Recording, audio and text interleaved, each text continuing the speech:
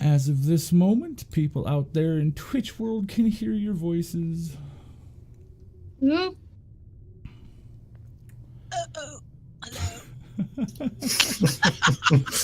Sorry.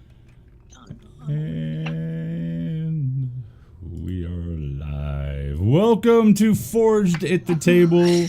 I am Charles, your Dungeon Master, and these are the players. This is part 2 of our first ever one-shot involving strictly viewers. In this case, I believe these are all subscribers. Everything that you need to know about this channel is down below. Our whole focus is on running games for you guys, our viewers, our followers, our subscribers. That's what we're all about. We're bringing on more Dungeon Masters as time goes on to provide more games for you guys. If you want to know anything about that, look down below. Tonight is going to be a whole lot of fun. People are going to notice that we have a question mark in the overlay. Hopefully Caitlin's okay. She was not able to make the show tonight, so we're going to work and move on without her. You'll also notice that King is not here tonight to finish up his role. In his place, we have Rainy Keys stepping in.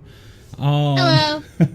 Yeah, and there's King in the chat. He's having computer issues. Hopefully he gets those sorted and we can get him into a game later on. So Rainy's stepping in tonight. She's playing a completely different character. She is going to be playing Illustrious. She's a human bard. So we're going to go ahead. Everybody knows me, so let's go around the horn, and we're going to start with Jens, who is now apparently a regular on our channel. Every time I throw this thing live in a game, it seems that Jen is there, except for Saturdays. So go ahead and start with Jens. Tell everybody a little bit about you and who it is that you're playing tonight. Hello, I'm Jens, and I am just trying to have some D&D fun. That's it. I am playing Haberdashia. Gosh, I can't even say her name. Haberdashia Leafwind, which I like to just call her Abby, a gnome sorcerer. And yeah, she's we don't know that much about her because it's just a one shot, but we're good. We got some secret stuff going on, and we already had one guy die, and I'm ready to roll. Let's go. Alrighty, Happy Zoo. Hello, I am Happy, and I'll be playing Hasher Slowwood tonight again. He prefers to go by this title of Slowwood Assassin after he started doing mercenary work, but he still calls himself Hasher every now and then. He's a turtle, a big old shell on his back with a little cape wrapped around it and a backpack over that. That doesn't do much good since he's a turtle, but that's Hasher.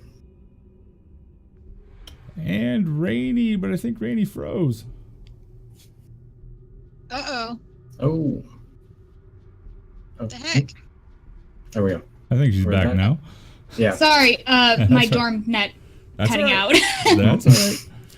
So go ahead and tell us a little bit about you, Rainy, and who you're playing and all that other good stuff. Hi, I'm Rainy Keys. I'm new, so this will be my first game ever here on this channel. I am playing Illustrious. She is a human bard, and I'm really excited to play a bard because I will be doing at least one song for you guys if Charles is kind enough to let me get one song in before I kick the bucket. And yeah, eventually I might be doing a DM of a one-shot, so look around for me sometime. I'm gonna probably be sporadic because I am a college student, and college students have no lives. And as everybody knows, I'm Charles. I'm the main catalyst here on the channel. I have a couple of announcements to get out of the way before we get around to playing this game and seeing if these guys can get a little bit further down the road. First off, let me say that starting in April, the channel is going to be launching a new show every Wednesday called One Shot Wednesdays. These are going to be twice a month because they are going to be 2-part one-shots just like what you're seeing me run right here. here. It will be open to followers and subscribers. If you're interested in that, it's really, really simple to get involved. Look at the information down below where it says wanna play. Send me an email letting me know that you're interested in playing. Put in the subject One Shot Wednesday, and then jump onto our Discord, which also has information down below. All you need to be is at least a follower, but hey, if you want to give us money, greenbacks, and all that other good stuff and subscribe, we're not going to say no. We'll turn around, take that money, put it right back into the channel. The other thing that I want to get out there is the fact that this Saturday, 9 a.m. Pacific time, 10 Mountain, 11 Central, noon on the East Coast, come drop by for the fun, as I will be running the beginning episode of a sporadic campaign involving 5 moderators from over at D&D Beyond. You're going to get a chance to see Firehawk 2324, the infamous player of the murderous bubbles. You're going to get a chance to see Subsist Cyber, Source, Storm Knights, and Villain Theory all jump into a game ran by me in my world. So that kicks off this Saturday morning and is going to prove to be quite the fun event. Also, if you want to have a hand in any of the games that you see played here on Forge at the Table, you can look down below. There's a list. Yes, we're one of those cheesy channels. You can spend your hard-earned money on the important things, like giving the Dungeon Master advantage, like giving the Dungeon Master bonuses to his rolls. Those are the important things in life. Those are the things that you can actually do. Not required. The only thing that is required is that you kick back, pull up a chair, and you enjoy the fun. When we last left off, the party of Haberdashia, the gnome sorcerer, Hashara Slowwood, the turtle warlock, and Illustrious, the human bard. Yes, I know at that point in time she was a different sex, a different race, and a different name, but magic works in mysterious ways. So tonight she is Illustrious, the human bard, were ripped from their slumber, their exhaustion, by the screams of their fourth friend, the Tabaxi rogue Jaja, Princess Jaja. They snapped awake, eyes wide, to see her being drugged, screaming and kicking and slashing the air into the woods by 2 large, langy shadows that they quickly discovered were a pair of trolls. Not ever seeing a swamp anywhere around, it seemed kind of odd. The 2 trolls did not seem to be bothered at all by the struggles of the Tabaxi rogue, her fur kicking up dirt and pine cones and twigs off the ground, slashing wildly at her 2 accosters. The other 3 fight to shake the sleep out of their eyes. What are the 3 of you going to do as your Tabaxi friend is being drugged to her apparent death? You can see by looking at the trolls, the little bit of firelight that still flickers from the dying fire and the moonlight that pierces through the canopy of the pinewood forests comes down and illuminates just enough of the trolls that you can see their mottled greenish kind of moss-looking skin. You can see pustules or bubbles or pimples of green pus all over them. Their eyes glowing, emanating a very faint glow around the rims of their slotted eyes, set deep behind their scraggly hair, their taut, leathery green skin. You can see their fangs as they're snarling, and you can see that they are beginning to get more than a bit annoyed by this struggling feline-like creature, Princess Jaja. What are you guys going to do? How far away are they? They are actually within about 20 feet of you. They are just now beginning to pull her. Like they're now kind of back in the shadows, so you can still make out with, if anybody has dark vision, you can make out their outlines and that sort of thing. But they're at the point where about half of Jaja's body has now been pulled out of this small campsite and into the woods themselves. You can see that Jaja is actually beginning to tire a little bit from her struggling, kind of a hopelessness. As a matter of fact, everybody go ahead and roll me an insight check. Insight. Hope everybody out there in the chat's doing wonderful tonight. Oh my God. Thanks for tuning in. 17 12. plus 5. 23. All right. So, Illustrious, as you kind of snap away and you kind of wipe the sleep and the mustiness of your groggy eyes away, and you focus in on the Tabaxi rogue, you notice that her struggles are beginning to subside a little bit. They're beginning to lessen and weaken, and you can definitely sense an air of hopelessness, kind of just as she's getting pulled into the woods, kind of rolling down from the trolls, down her legs, up her body, and eventually coming over the rest of her. You can see that she's beginning to give up hope that anybody's going to come to save her. She hasn't looked back at all during her struggles. She's been focused on her two assailants, whether she's forgotten out of shock that she has friends in the area or not. You don't know, but she's definitely beginning to weaken in her attacks against the trolls. They are roughly about 20 feet away from everybody. The dying firelight is illuminating maybe about 10 feet to them, but that's sputtering even. So basically, without any form, if you don't have dark sight, you've lost sight of the trolls themselves into the darkness of the woods. Oh, jeez. Okay. I'm going to climb into my shell. Okay. Did you just go in your shell again? I did just go in my shell again. I have, I guess I have relayed this to the group because I am just a mere human, so I can't see anything past the ring of firelight. Oh, gosh. I mean, I have dark vision. I mean, I see him. I'm watching my turtle friend hide in his shell and thinking, "Oh my God, what the hell?" And the bard is, look at me, I'm a bard, and I don't know what the frick I'm doing.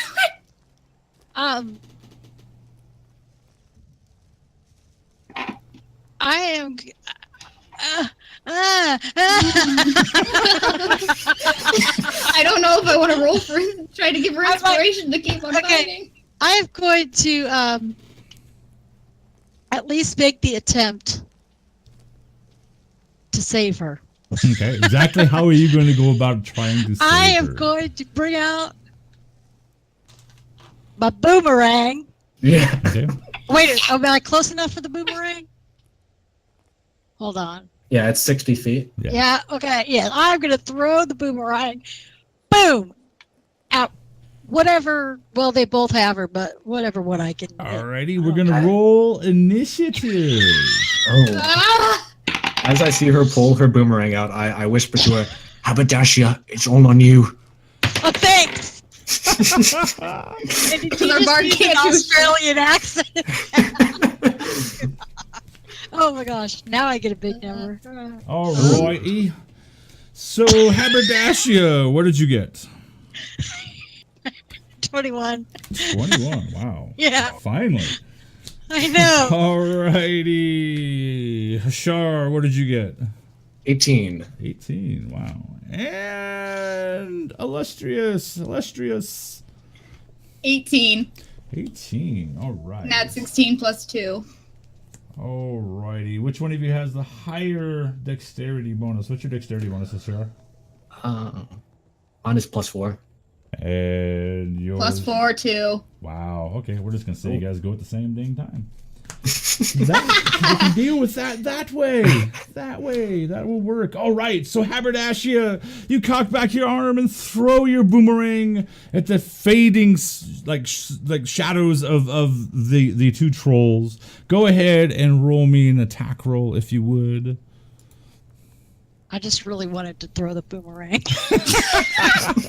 Really, I swear to God.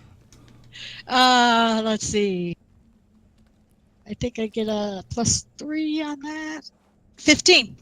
15. All right. The boomerang whistles through the air, disappearing into the darkness, and you hear a low growl break loose from the darkness as you hear this sickening kind of thunk sound as your boomerang obviously bites into what you hope is one of the trolls, and the snarl that erupts, a very loud out of the darkness, alerts you that yes, indeed, you have indeed struck one of the two trolls. Go ahead and Didn't roll come me some back. damage. No, it did not. So I know it hit. Oh my god, I got a 1. Plus 3 is 4. I got a 4. All Take right. 4 damage. 4 points of damage. The thing snarls, and right afterwards, Illustrious, what are you going to do? Adrenaline pumping through your veins. You find yourself able to react quickly to the situation. Okay. Oh, jeez. I'm going to. Crud, what's my movement again?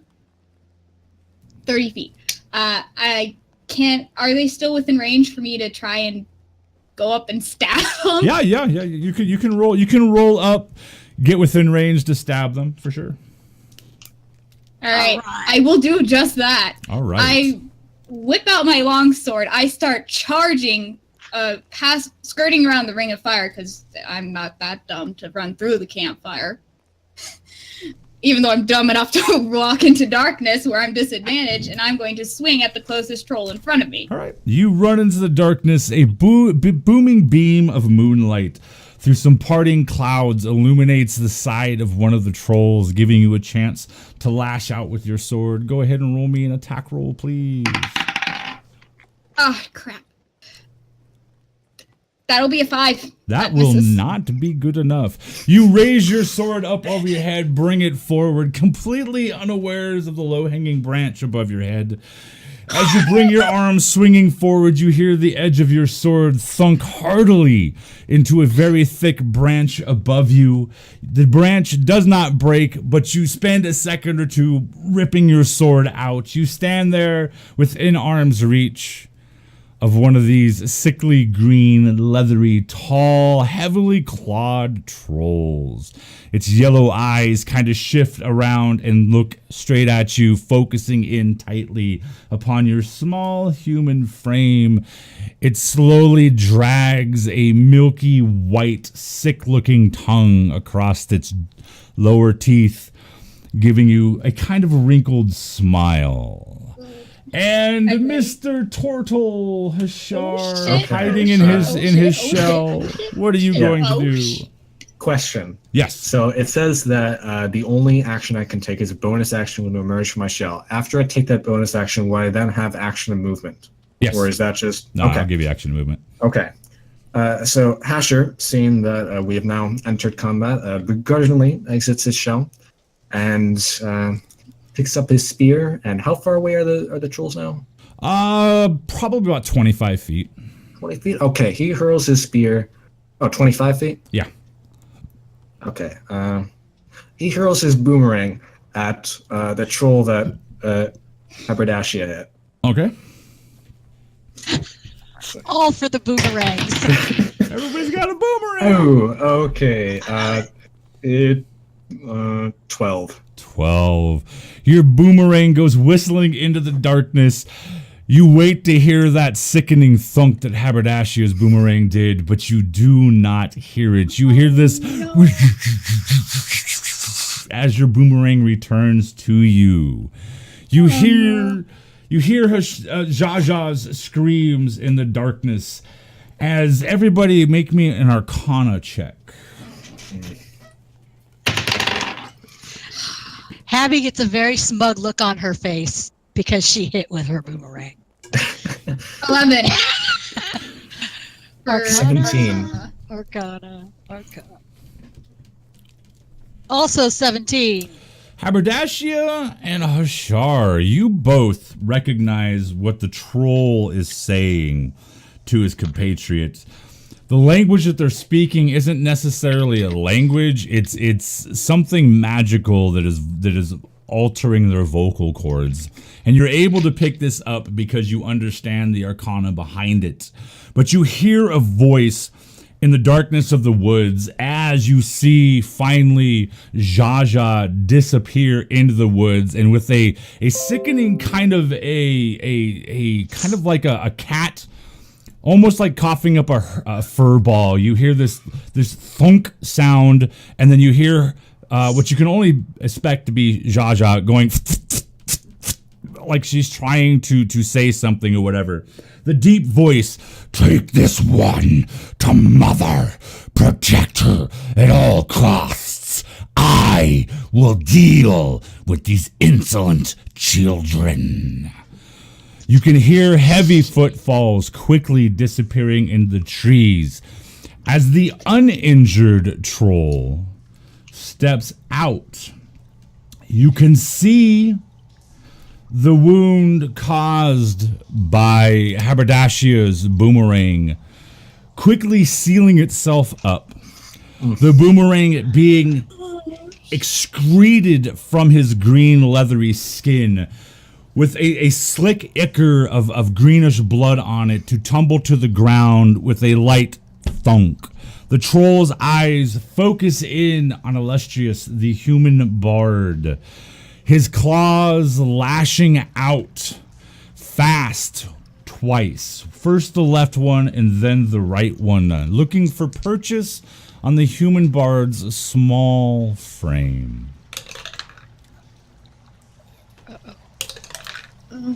The first claw, his right claw, rakes forward. You can hear the wind whistle as his claws come screaming across. You try to turn your face, but you're unable to as his claws dig into the side of your face. You can feel one of the claws actually making contact with the flesh beneath. You can feel his claw dig in and rake across your jawline.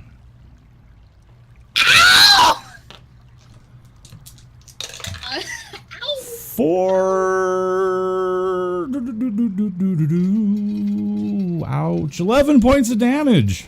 Oh. Where's my health on this thing? The other claw, as if the troll was trying to reach out, grab your face, and pull you up to it. The other claw slices out. Again, you feel on the other side of your face the tearing and ripping of your flesh as troll claws dig in, biting into bone. This time not finding quite as much purchase, doing 6 points of damage.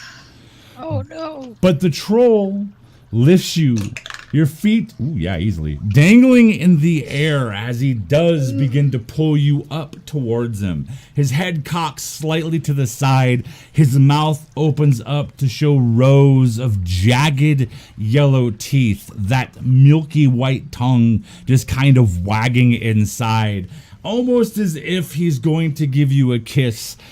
And his teeth come snapping forward, looking for your face.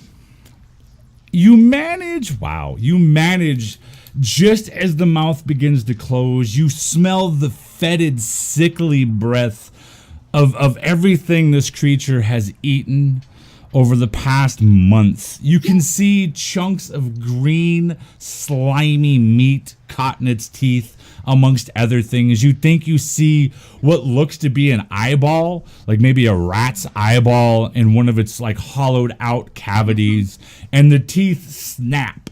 When they snap, you can actually feel the spittle touching your nose as the teeth snap right in front of your face, but do not manage to get a hold of you. Haberdashia, you are witnessing all this. You know now that one of the trolls has lumbered off into the woods, carrying away Jaja.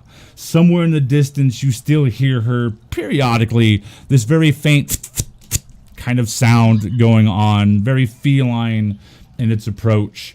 But you now see that one of the trolls, apparently the leader of the two, has stepped forward and now is holding Illustrious up in the air, her feet dangling. It has just raked into her. You can see blood from the dimming firelight beginning to course down and across her clothing. It has just snapped with its teeth. You're not entirely sure whether or not it's made contact or not. You can see her feet kind of dangling and kicking back and forth, but you can't see the front of her face, nor can you see the front of the troll, which is apparently trying to eat her. You get to make an attack or do whatever it is you wish to do. Okay. Zsa Zsa and that troll, they have gone far enough out of dark vision sight and everything. Yeah. Like they're that far gone. Yeah. Okay. But I am close enough to the other ones. Yep. Okay. Also, I can speak or something as a free thing. I don't have to, it doesn't cost me a move or anything. Right. Okay. I want to whisper to the coin or try to say coin like, hey, can you help me out here? You want me to meet my calling? Help me out here. If I use magic, am I gonna die? Because we're in trouble. Okay, thanks. And I wait to see if it says something back to me. Hashar, roll me a perception check. I will.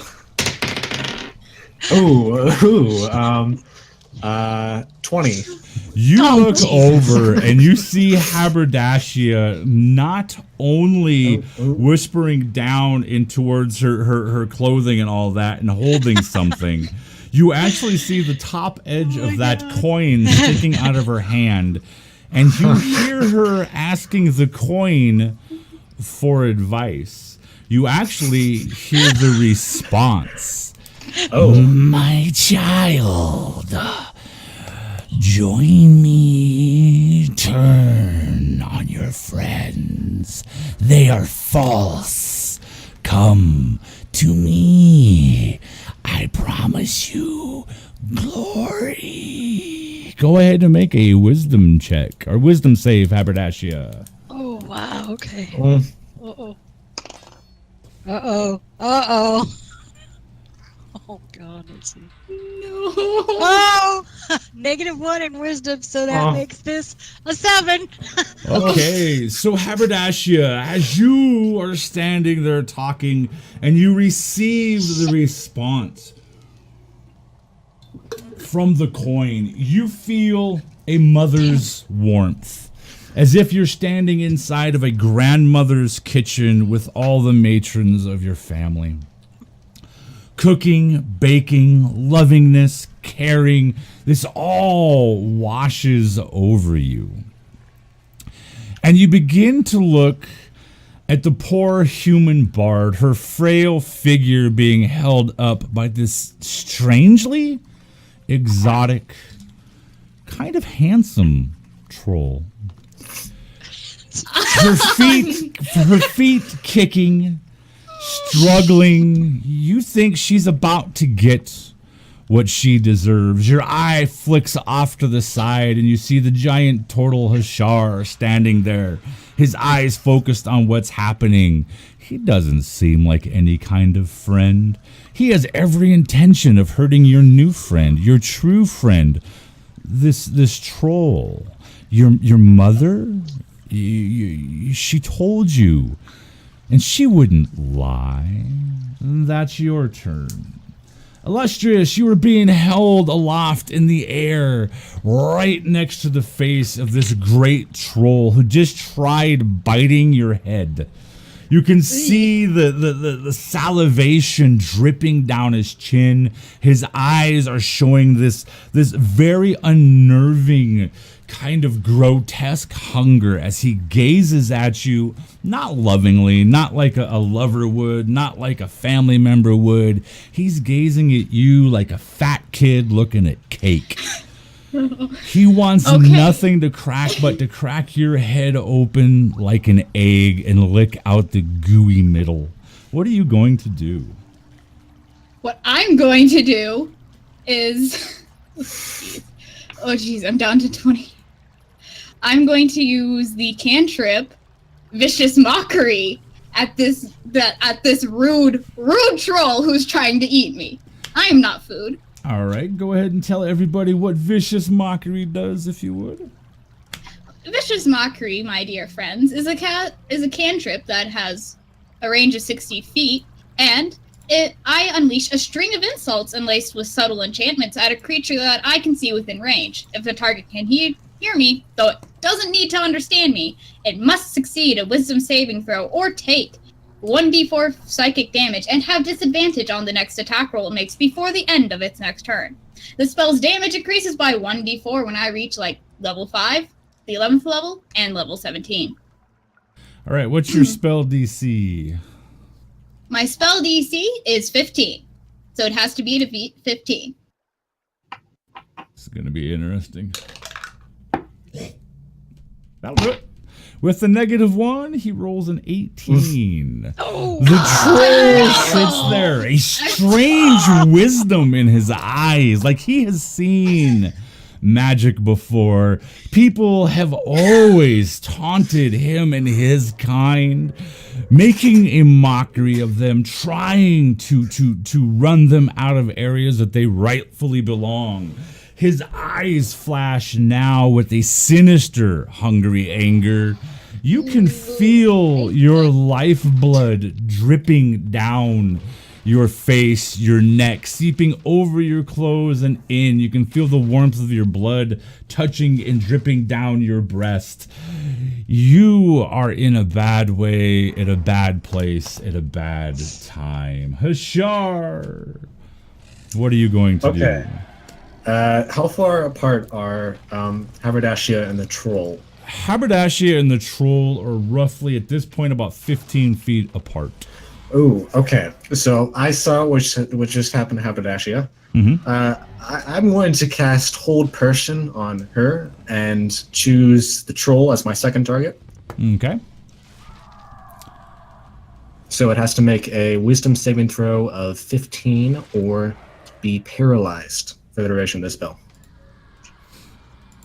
Does that mean me too? Yes, that means you too. Okay. I have to roll what? 15?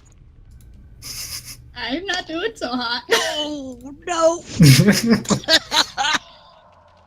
Is it a wisdom or anything, or just a straight? It's a wisdom.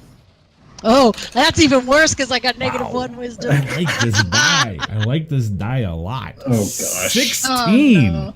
Oh my gosh. With his -1, he gets a One. 16. Oh my gosh. Oh, This troll Oh, is okay. my new best friend. Hey, Subsys Cyber, how you doing, my friend? So, what did you roll, Haberdashia?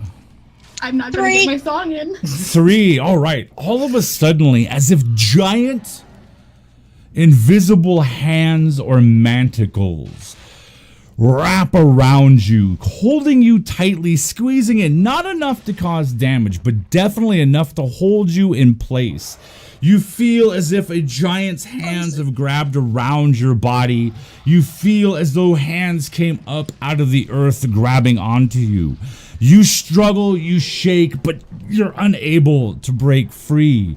Hashar, when this happens, you notice that her eyes begin to get a little crazy looking, and a little bit of spittle shoots out of the side of her mouth. Haberdashia, you want nothing more than to make turtle soup at this point in time for you and your new troll friend. As I cast a spell, I back up 10 feet and say, Haberdashia, don't do it. I know that look. Don't do it. So as Nobody you, cares you, for you the back bar. up, the mighty Dagger, troll, dagger. the mighty troll opens his mouth again and snaps out towards this small, frail-looking human bard in his clutches. His teeth, when it snaps open, you can see this Icarish-like spittle, thick, slimy, stringy, erupt from his mouth, spraying out across the camp, but a very fine chunk of it slamming in to Illustrious's face, some of it getting in your eye.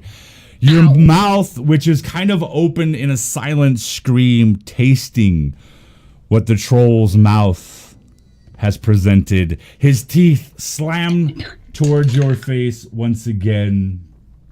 This time, you try to snap your head back and away to evade his toothy grasp, but you can't.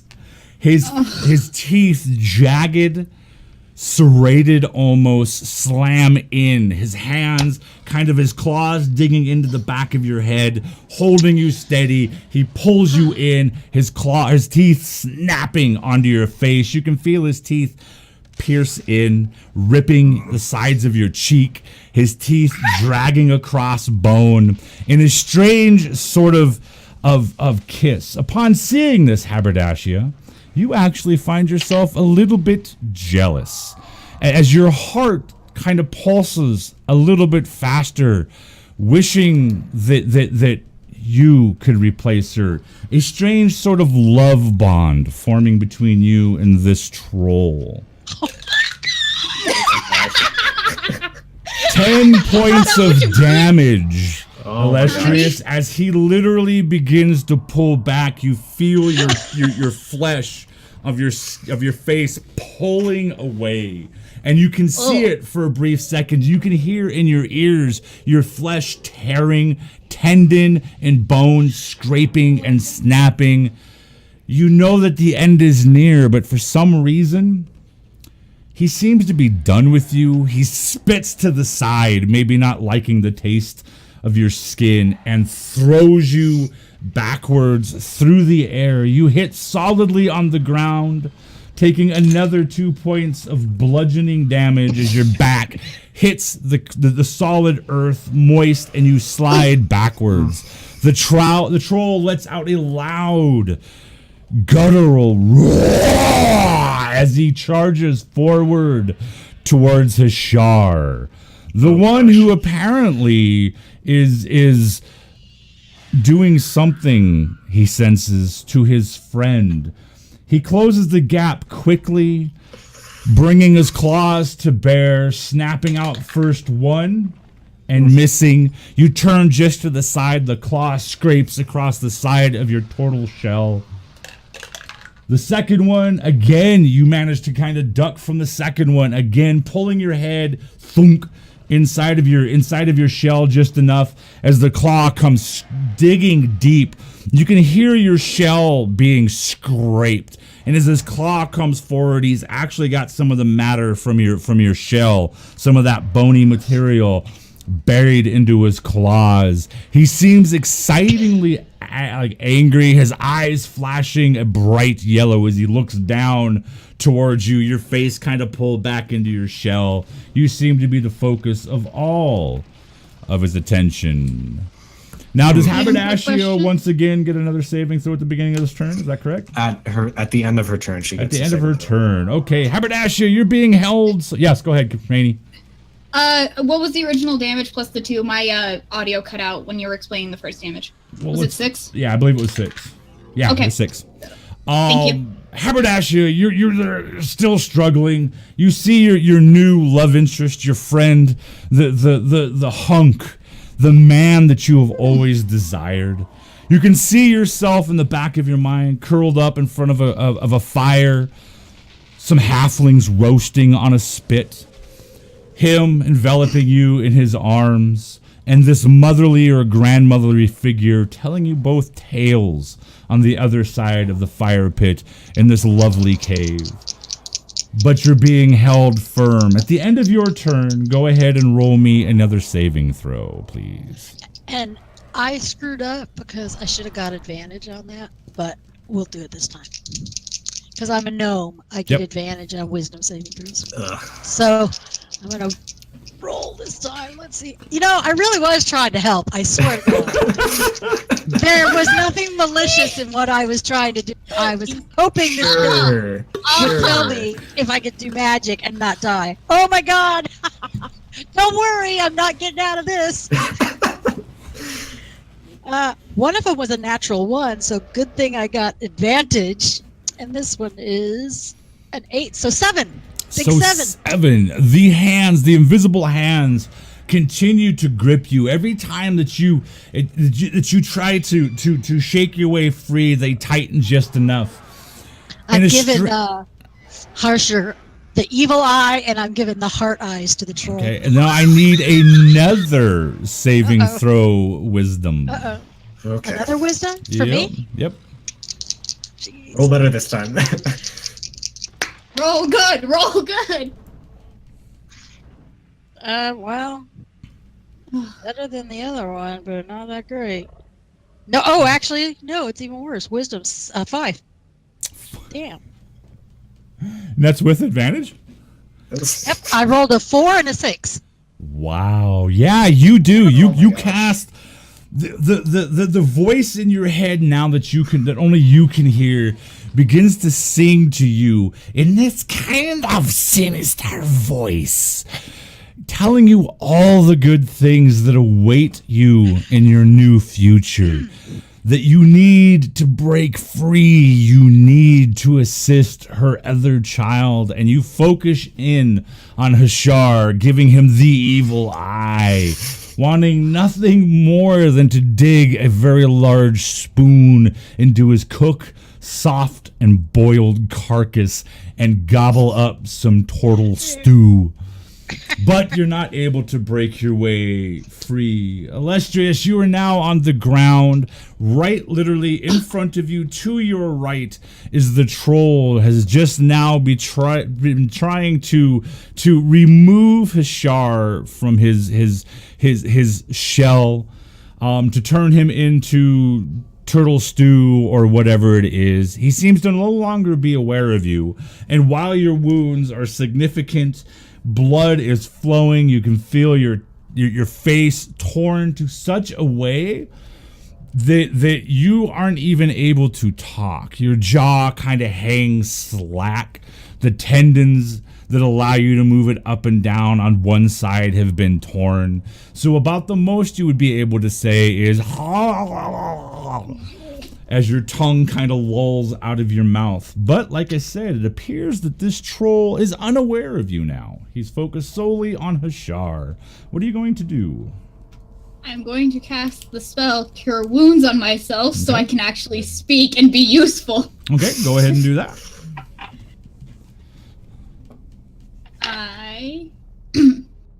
So I need to do 1d8 plus 4.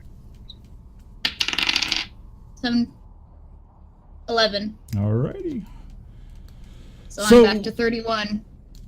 Haberdashia, Hashar, you don't see that, but Haberdashia, you see the human who you kind of forgot that your troll betrothed threw across the camp. You now see her in a flash of radiant, subdued kind of light, kind of begin to talk to something and lay her hand on her chest, and you see her wounds begin to heal up. You see the torn flesh on her face begin to re-stitch itself, and you actually see, since you're from that side, you're actually able to see the tendons kind of grow back together, reattach themselves, and pull her jaw with a loud click and a snap back into place.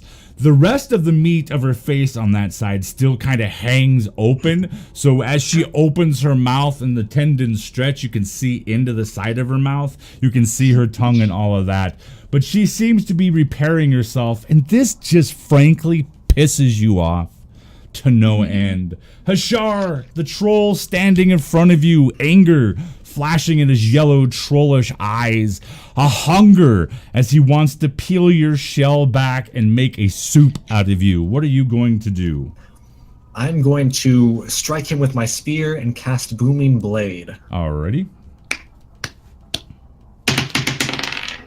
Oh my gosh, natural 20 plus 7. Nice. Nice. Yes! Oh, Nat that 20. feels good. Oh, yes. Nat 20 all the way. All right, so that's 1d8 thunder, and if he moves before my next turn, he takes an additional 1d8 thunder. Ooh. Yeah. Good stuff. Good stuff. You gotta love cantrips. Some of the cantrips are like awesome. Vicious Mockery is beautiful if it actually works. Hope is not sure you are only That's hope. 5 damage times 2 because it's critical, right? So 2 Yep. damage. And I'm going to back away, like I'm going to back away out of his attack range. So Okay. How much damage did you do? 10 damage. 10. Right. So you back away. The troll, kind of struck by this, a loud boom of thunder erupting right in front of him. You can see the ground shake with the force of the booming blades cantrip. And you can see like pine cones and rocks and twigs kind of dance on the shimmering ground as the troll kind of sits there and his eyes grow wide in anger and surprise. And for a brief moment, go ahead and roll me an insight, Hashar. Okay.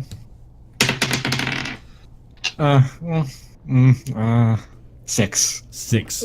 You think you see something in his eyes, but you're more concerned with the fact that you know somewhere out there's possibly another troll, possibly something else, and the fact that this guy just seems to want to eat you and make you into his lunch. So you kind of lose your focus a bit. And we move on to the troll. The troll, go ahead and roll me damage, Hashar, because he is most definitely going to move. As he comes moving forward. 4. Is that do I still get critical on that? No, or is it no, just, no, no, okay, no, no. Just 4. 4.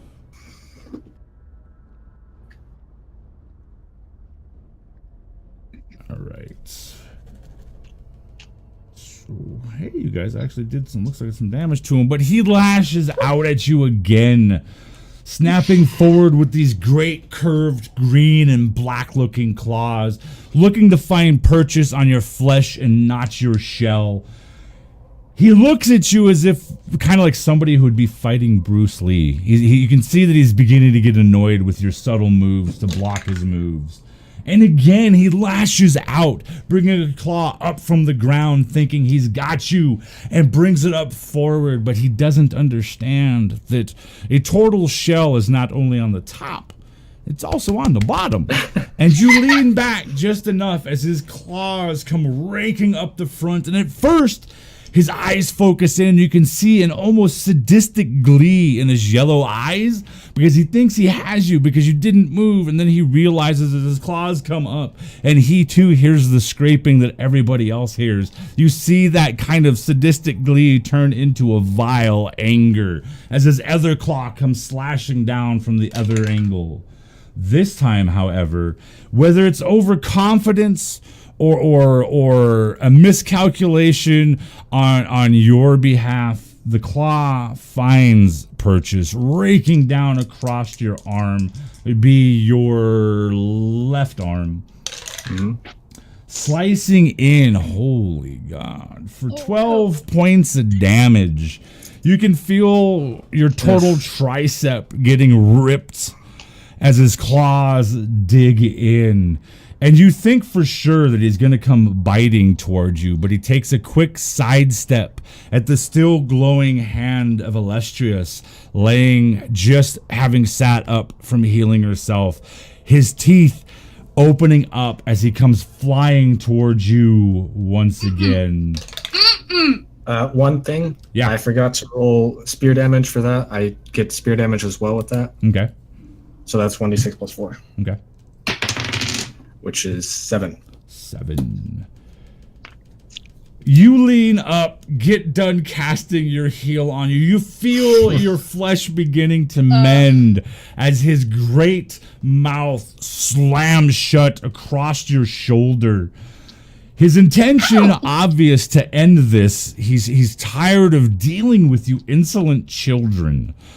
This time his teeth bite deep, doing 10 more points of damage as you feel his teeth across your clavicle. Why? And as he rips his mouth away, you feel your collarbone snap.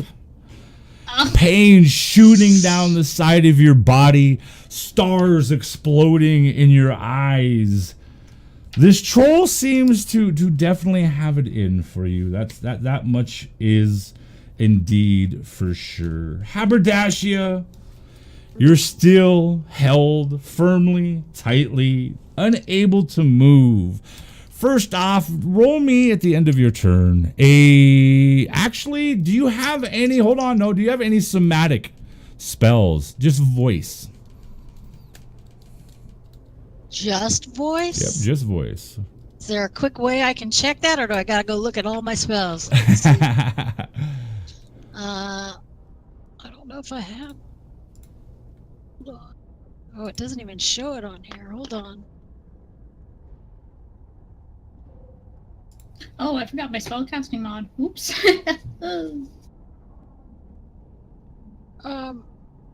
It doesn't show on here if the components. Okay, acid splash is voice and somatic. Oh, I see. Okay, I see. Firebolt's voice and somatic. There. Shocking grasp ain't gonna work. Nope. Oh, Chrome.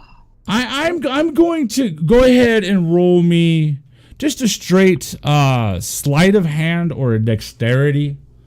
We're gonna see if you can actually move your fingers enough to affect either an acid splash or a firebolt, whichever one you would like to try and do. But you're definitely I gonna found one. All right. Counterspell. Counterspell. Let's go ahead and go with the acid splash or firebolt because you're angry at this point in time. You want revenge on this damn clownish looking turtle for his Okay, what a party. insolence. For his insolence. So Okay. go ahead and roll me one of those two, whichever one you wish. Probably sleight a of dexterity. hand? Yeah, sleight of hand or a dexterity. Let's see. Probably a dexterity. No, let's go sleight of hand. That'll work. I think they are end up being the same anyway. Yeah. So. Oh my God. 7. You need to either buy or win some more dice, Jens.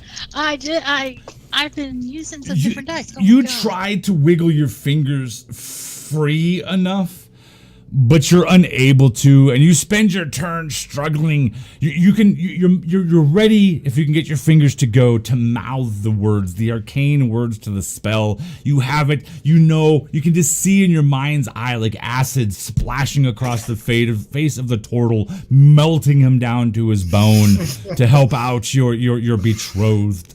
Yes, you now feel betrothed to this troll. Go ahead and roll me a wisdom save to see if you can escape or break the bonds. All right, let's see. All right, I'm going to try a different dice. All right, well, let's try 2 different dice. Oh my God! I get advantage, so I might make it this time. Let's see, 17. Oh yeah.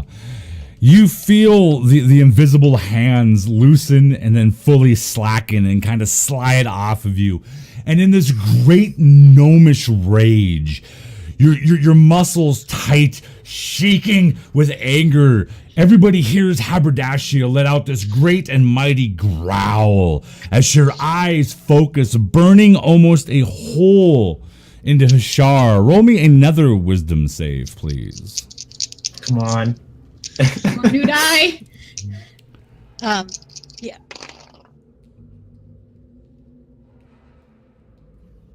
This one's 13. Oh, And you still have a brewing, boiling, bubbling hatred for this damned turtle. You don't even see the human bard that your betrothed just gave a kiss to laying on the ground. All you see is the turtle Hashar, and you know that he had the audacity to intervene in your love. To try to hold back the song of your heart and stop you from going to the love of your life. You're nasty. In the back of your mind, you hear that grandmotherly sinister voice. Kill him. And it seems damned reasonable. It seems like the right thing to do. So that becomes your focus. Illustrious, the troll has pulled away from you, ripping once again your flesh. You think you actually see a bit of either your clavicle or your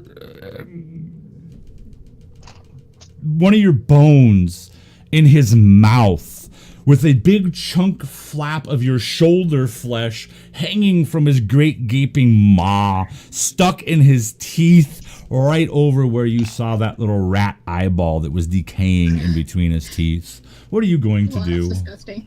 Well, first things first, I'm going to think to myself, well, gosh darn, that's disgusting. Why did I get myself into this mess? And then I am going to cast Thunderwave at the guy who bit into me because he deserves to get hit. Alrighty. So, is he within 15 feet? Yeah. Oh, yeah, definitely. Okay. Whoever's in a 15-foot cube of me must make a Constitution saving throw, and they need to beat a 15. That includes you, Hashar. Okay. I love 18. this dice. Oh no! This dice is so good. It just rolled my me an gosh. 18. Look at that. I got an 18 too. Oh. So yeah, saving throw made. The creature takes half damage and Yes, is it not does. pushed. So go ahead and roll Hassar? damage. What was yours? I was 18 as well. Okay, good. You also take half damage and gets pushed 10. Not pushed. So go ahead and roll me Alright. some damage. I got 5. Do I add my spell modifier for this? Yeah, I do. Yeah. That'd be 9 damage total. Okay, what okay, you're casting this at what level though? First level. First level? Okay. I have 2 spell slots left for first level. Okay. So how much damage did it do? 9 Ooh, total. Wow, you guys are actually doing some damage to this guy. Cool. Total or halved? Total? I only roll 1d8 instead of 2. Yeah. Alrighty. So the boom of thunder erupts, literally shaking the ground. Once again, you see that vibration. You see pine cones, twigs, and rocks as if they're dancing like little bubbles of water dancing across the hot frying pan. The shockwave emits out into the forest, not moving anybody, but you can hear it rumble in the distance, shaking trees, shaking rocks. You hear a thrush of night birds erupt out of trees somewhere in the distance, and you can hear things with the patterning falling out of the trees, pine needles, broken branches, pine cones, a squeak of a squirrel dislodged from a branch, maybe trying to go get a nut, all of that. But the damage does not seem to be significant as you look, your eyes snapping wide, and you see some of the wounds on this great leathery green creature heal up. Its eyes now kind of looking down at the bard, extremely annoyed, but not forgetting the turtle. His hands, as he steps forward, flash out those great claws, once again looking to open up. No, come back. Open up the turtle's shell so that he can gorge himself on turtle flesh. Again, whether it's just that he's never fought a turtle or a tortoise before, or whatever it is, once again you give him just enough of the shell to drag his claws around, his eyes flashing in fury. You can now see frustration on his great green face, his yellow eyes a bit confused why he can't hurt you. His second claw lashing out, and again you pull your head back really quick, popping inside your shell. You hear the echo of his claws slam into the top of your shell. You can see little pieces of your shell dislodge. This thing, it rears back, his mouth snaps open and lets out a blood-curdling guttural as he comes flying forward, trying to fit his mouth around your head inside the shell.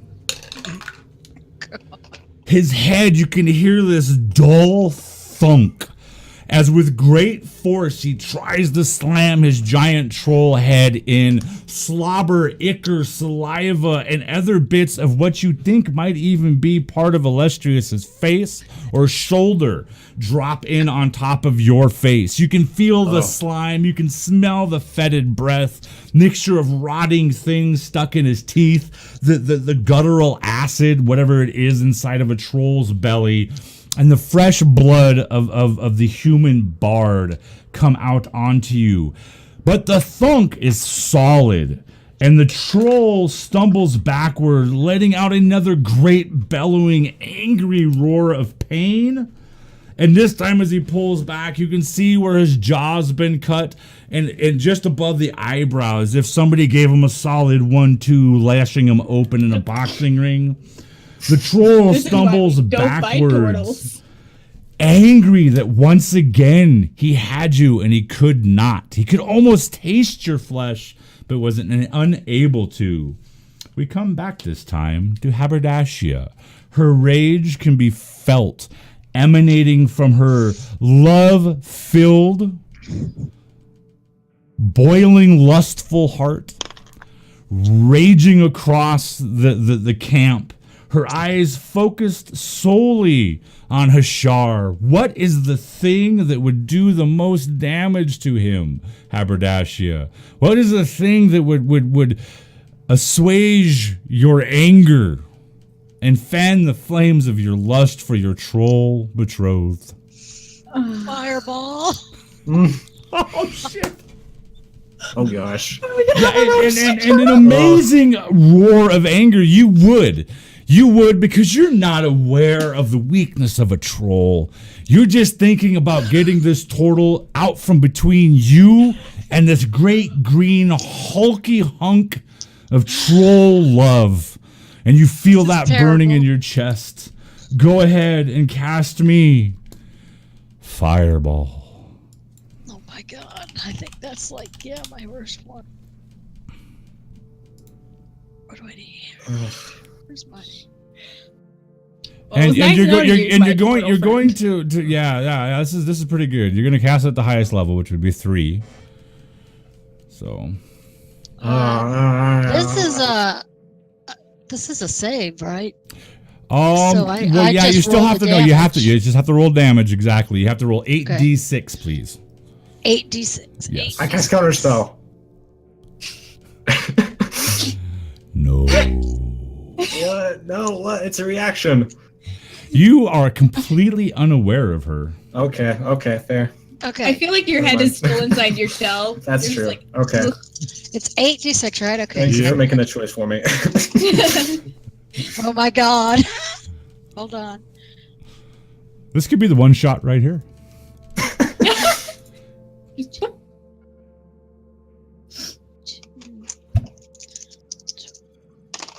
I'm upset because I haven't gotten my song in. And I'm gonna die. 35. Oh my so gosh. I need a saving throw, dexterity from both I'm sorry. Hashar and Illustrious, as this great ball of fire rips through the air, exploding upon Hashar's shell. I take half that Oh, if 23! Do I take half damage if I make the saving throw? Yes, you do. Doesn't matter. I'd be out anyway. So did you make the saving throw? No, I only have 11 hit points, so. Oh my god, what's your hit point total? 28. Oh, okay, so you're good there. So you're at 0. What at you 0. take Oh my 17 God. points of damage, Illustrious. Oh, Are you out? Oh no, I'm close though. I'm at 21. Let's see what new total gets me. I'm at 4 HP. So Haberdashia, you like love boiling in your heart. Your fireball slams in to Hashar. You can feel the heat. You can sense the turtle is literally boiling in his shell. Bubbling. Turtle stew is on the menu. Illustrious, This blast of flame exploding off of the turtle shell, backlashing into you, engulfing you. You can hear your flesh bubble, the snaps and crackles of your flesh and your skin. You actually feel for a brief moment like one of your eyes is going to boil up and pop. Your hair... Disgusting. The smell is nauseating, but you don't go out. As much as you kind of wish you probably would and it would all come to an end, you don't. You have the troll and whatever fiend it was that cast that great ball of fire off to your left-hand side. You see the turtle kind of sitting there wavering, his legs sucking up into his shell, trying to avoid the damage, and his shell kind of sitting there wobbling straight up for a few moments, not quite yet falling. What are you going to do? Well, I'm going to cast. Okay, let me double check what I want to do. Hold on. From the wonderful lovebird Haberdashia, I need a wisdom save from you. Oh yeah. Oh. Please do well. Okay. I always wanted to be an evil sorcerer. Okay. Oh. 13. Oh my gosh. Wow. No. Again, you're doing the right thing. And can I just say this? Yes. Thank you to the viewers for giving me these wonderful stats. Just gonna say. The voice eggs you on, making you fanning the flames of your passion for your new troll lover. Illustrious, what are you going to do? What I'm gonna do is I'm going to cast. Help me. And by the way, the troll rolled an 18. Our lovely couple, like 5 feet in front of me. The troll is right in front of you. The turtle is sitting there, kind of inside of a shell, cooking. No, better question. Are they 5 feet apart or so? No. Darn. Well, I am going to, at least around our wonderful, wonderful troll, cast as a level 3 spell, Cloud of Daggers. Ooh, somebody's And getting this- serious. I am getting serious. So, oof. Okay, so, this should take... Oh, no, me casting on it, would that count it as entering the area? No, you fill the area with spinning daggers in a cube 5 feet on each side of the point, within 60 Okay. feet. If it enters said cube, it takes 6d4 damage of slashing. Okay, you can focus this on the troll itself. So go ahead and roll me 6d4 damage. All right. As this cloud haberdashia of pointy, ill-intentioned, vibrating daggers surround your troll lover and dash in and out, repeatedly stabbing at him. The troll's head snaps back in anger and pain, crying out. Oh, 7. you bitch. I'm gonna get you. 11. 14. Okay. Okay, here we go. 16. Okay. I rolled one more, yeah? Yeah. This is 5. 19. Wow. No. The troll rears back once again with this deep, guttural, animalistic, pain-filled roar, filling the night air. This tugs on your soul. This calls out to your heart, Haberdashia. The love of your life, the one thing in this world you want nothing more to hold than this troll, is in pain.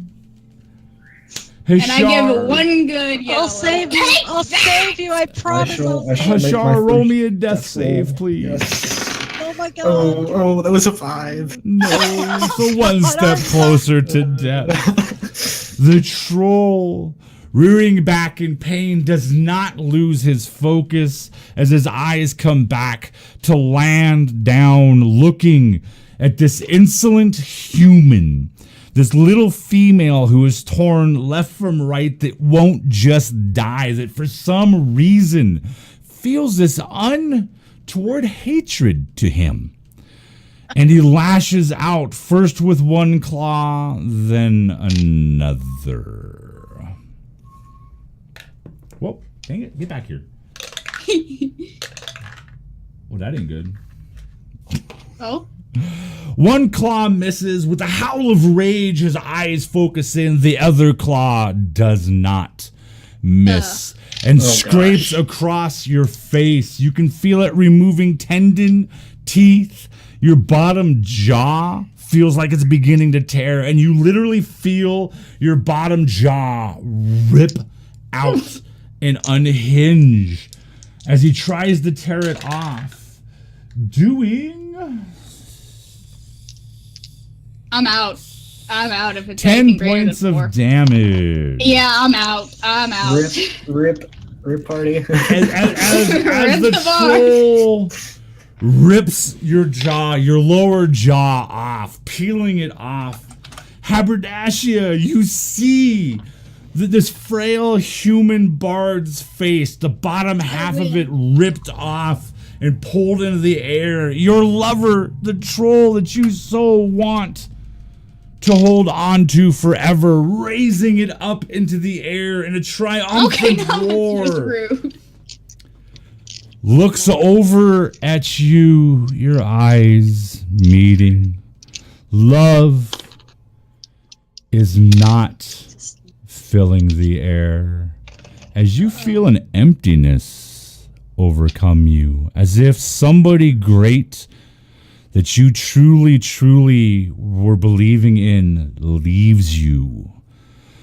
You feel something slide down your body, out from your clothing with a dull, heavier than it should be thunk, as the coin rolls across the open campground to be scooped up by the troll. Your head clears.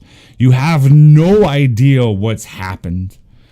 You just see Hashar in his shell bubbling as his shell falls over. You see this great, horrific troll as your eyes kind of clear from a haze, holding up the lower jaw of this frail human bard that you just met earlier that night. As her eyes roll back and her head thunks to the ground, her tongue just kind of lolls down onto her neck since there's nothing to hold it there. And the troll looks at you as if you're lunch. His eye flicks to the side as if somebody unseen is talking to him and not you. Your little heart inside of your chest patters furiously and then grows staunch. Anger bubbling up from inside of you. I will give you a free attack as a surprise attack, and then your normal attack. So go ahead and do that free attack, because the troll looks at you and you can see coming across his yellow hatred-filled eyes that he thinks he has you, that he's gonna walk over there, you're dumbfounded, and he's gonna pull your arms off and pick his teeth with your bloody bones. Go ahead. Oh, hell no. Okay, he's getting the fireball then. So, 8d6, okay. Okay. Wait, how close is he to me? Oh Oh. my god, you won't believe this. Yep. No, I rolled 6s on my friend, and I rolled 1s on the bad guy. Hold on. They're not separate rolls. You just roll one set of damage. No, but I only have so many dice I have to roll. Oh, okay. I have to roll more than one. Ah, dang it. 16. 16 total? Mm-hmm. Okay, everybody. Well, it doesn't matter if you're unconscious. You now just failed another death save. So mark that Yep. down, please. Thanks, Haberdashia. As Oh, I hit them Haberdash. too? I Yeah. could not hit them? Yeah, you hit them. Okay. So Okay, well- you guys are sitting there, Hashar bubbling I in wouldn't his have done shell. that if I knew that. There's a strange smell in the air that smells like quite the tasty stew. The troll Do I need to make a rears death back. save or am I just dead? You automatically fail one death save. Okay. The troll rears back, pain lacing through his body as the flame hits him, the ball exploding out, and flame engulfs him.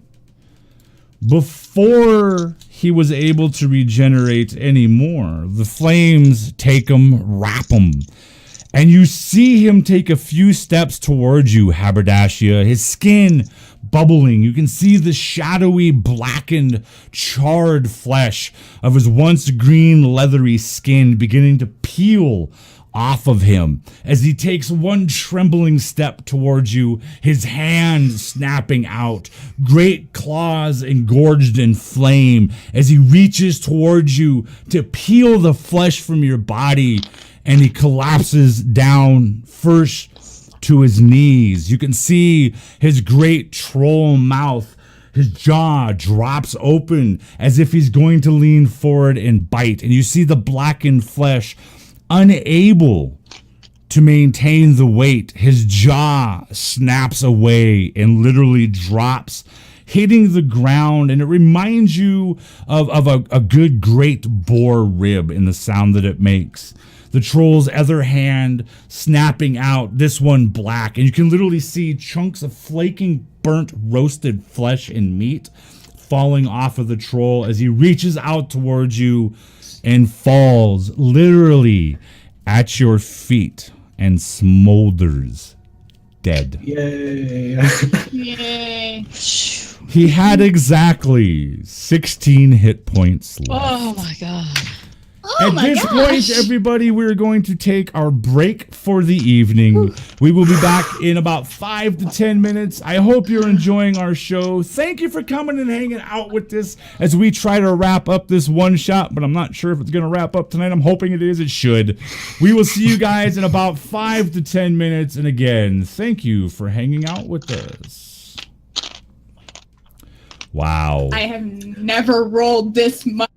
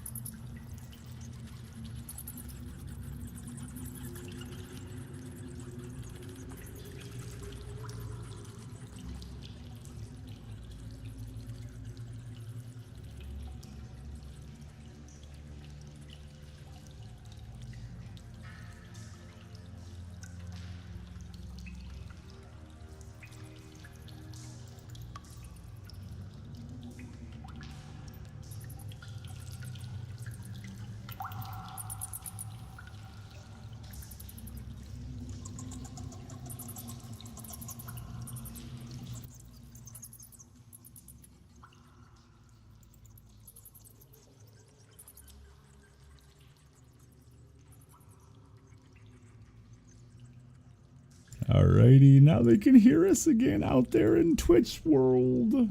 Oh, goodness. And we're back. I hope everybody is having a wonderful evening. Hope everybody's doing fantastic. I know I am having a blast. Almost got 2 more. That would have given me a total of 4 for the week. That would have been amazing. That would have upped my percentage greatly. I will tell everybody out there, one thing is for sure, while I love this game dearly, this is my passion, death is always on the table in one of my games. None of this is my fault. It's all the player's fault for making such poor decisions. No, I'm just kidding. Blame our D20s. So we that. left off the troll being burnt to a crisp, dying at Haberdashia Leafwind's tiny little feet, as the gnome sorcerer still stands there, kind of flabbergasted, exhaustion coursing through her veins. She actually takes a half a step backwards and her legs give out, and she lands on her plump little gnomish rump, making a solid thunk into the moist dirt of the campground. Your eyes, Haberdashia, cast over the smoldering troll, the steam rising out from Hashar Slowwood's turtle shell. You can smell him cooking. You look over and you see the human bard, her frail frame, illustrious. She's laid back on the dirt, her tongue lolled out with no bottom jaw to hold on to it. And you actually see her bottom jaw, smoldering, blackened, still in the hand of the troll. Her eyes rolled back. Both of them are faintly breathing. Okay. There's still a chance. Or you can't really tell if Ashar's breathing. You just hear the bubbling coming from his shell. But you can see a faint rise and fall out of Illustrious's frail, small human frame. Although she's bigger than you. What are you going to do? Okay.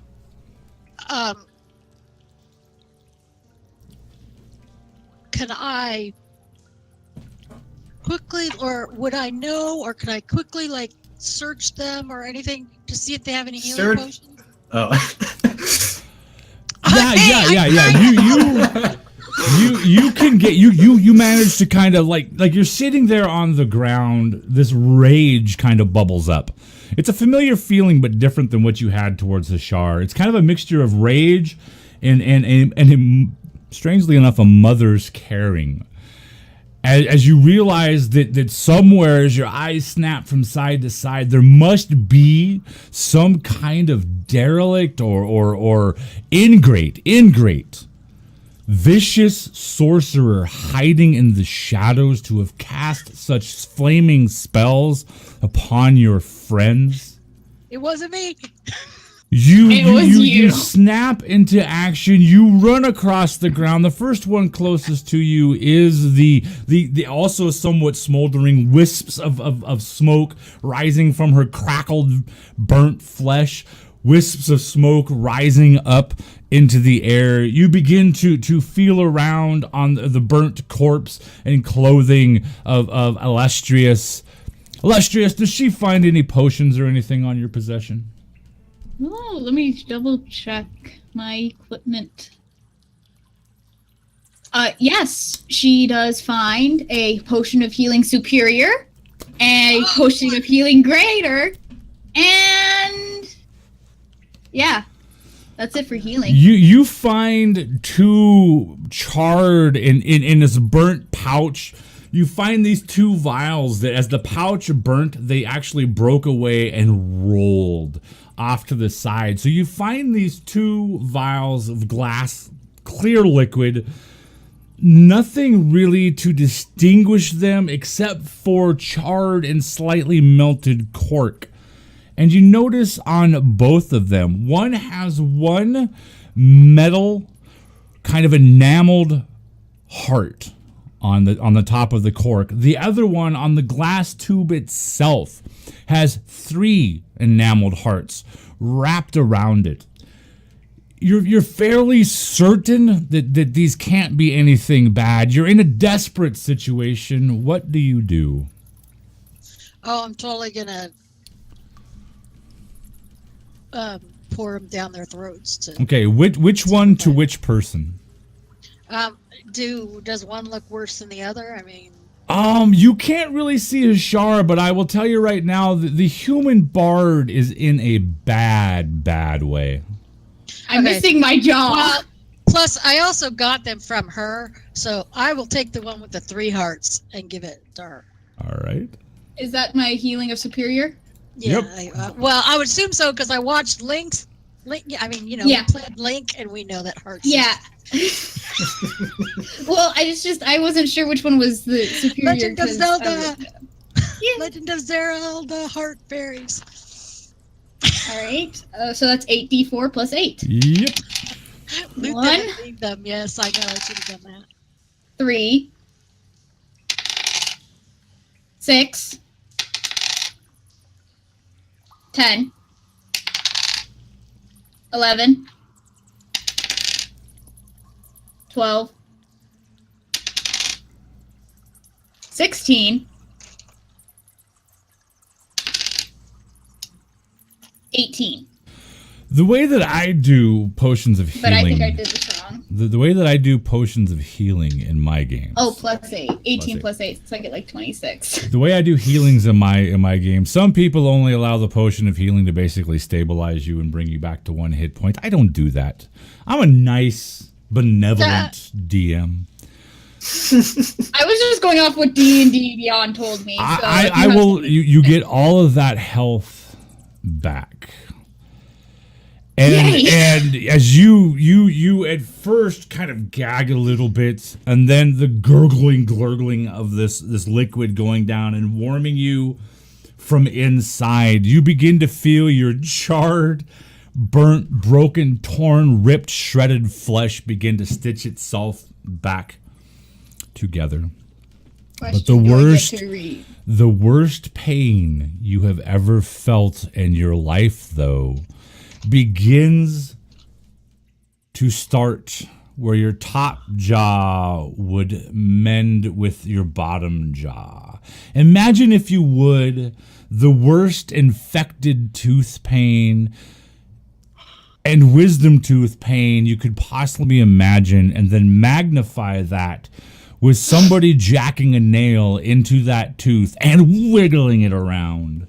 So like a root canal with no anesthesia. Right, and yeah, exactly. A root canal with no anesthesia. Your head, Illustrious's head, snaps back in this great, what would normally be a howl of pain, but all she has is about 1.5 inches of her bottom jaw that is starting to mend itself. So her tongue wags, slaps off of her armor, off of her neck, as she's her eyes rolling back into her head. Go ahead and roll me a Constitution save at disadvantage to see if you can remain alert.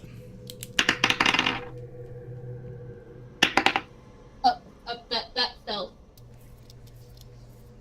Do you want me to take what rolled? Nah, 'Cause just fell re-roll it. off. Re-roll it. Re-roll it. Okay.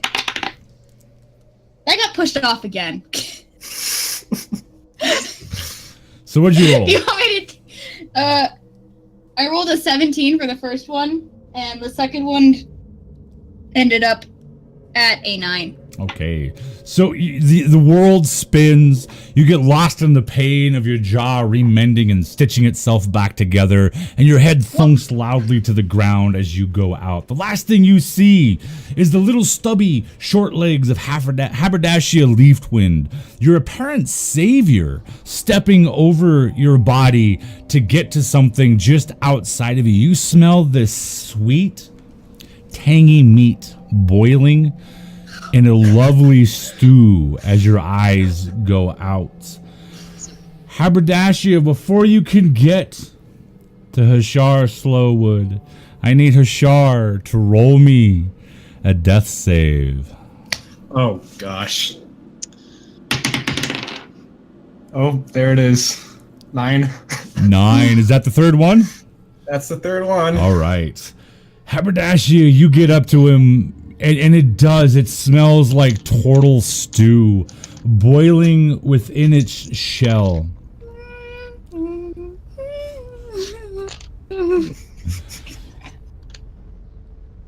Hashar, you see in your mind's eye as just the greatest thing that you can imagine. You find yourself sitting at one of the world's greatest taverns, in one of the world's greatest cities. You find yourself in the Gilded Nymph, within the walls of this great and grand establishment in the Port of Storms, Stormhaven. You're eating the finest meal, drinking the finest wines, being attended to by the finest dancers ever. You're a happy turtle, and you're loving it. But somewhere deep and dark, a cold, chilling hand grabs you and spins you around. You turn to face a dark, empty, forlorn cave. Standing in front of you is a frail-looking figure wrapped in black midnight robes. You can see just a simple corded rope around his waist and a pair of sconces hanging from the cavern or the cave's walls to either side, faintly illuminating. A great cowl of the robe hanging, covering his face in shadows. You hear this raspy voice. You, fine turtle, have been cooked before your time. Before you is the long road of death. Do you feel that you have served your destiny on the realm of Aetheln? Speak now, Hashar. I deciphered a tome, and I became the greatest assassin in this land. So yeah, I do think I did. As you say this, he moves to the side and waves a hand. Death fills the air, and you see a black and smoke gray cobbled brick road appear, fading from nowhere in front of you, out towards the far side of the cave. You see two grand silver doors that weren't there before, closed, each side making up one half of a great silver skull. And once again, his voice inkily spills from the depths of the cowl. Hashar Slowwood, are you sure you wish to pass beyond to the Netherrealm? Well, I have a choice. Did I stutter? Did your total ears flap? Answer me now, or I will decide for you. I was gonna get some gold after that mission, so I would like to go back if I could, but your voice is cut short, your answer cut off. It was a great skeletal hand wraps around you. You are slammed through the tavern. You are slammed through the air into some inky blackness and bound back into your body. You see black metal bands wrap around your arms and sink in with a crackling sear into your flesh. Your eyes snap open and see the shadow standing over your head, looking into your shell, apparently reaching in.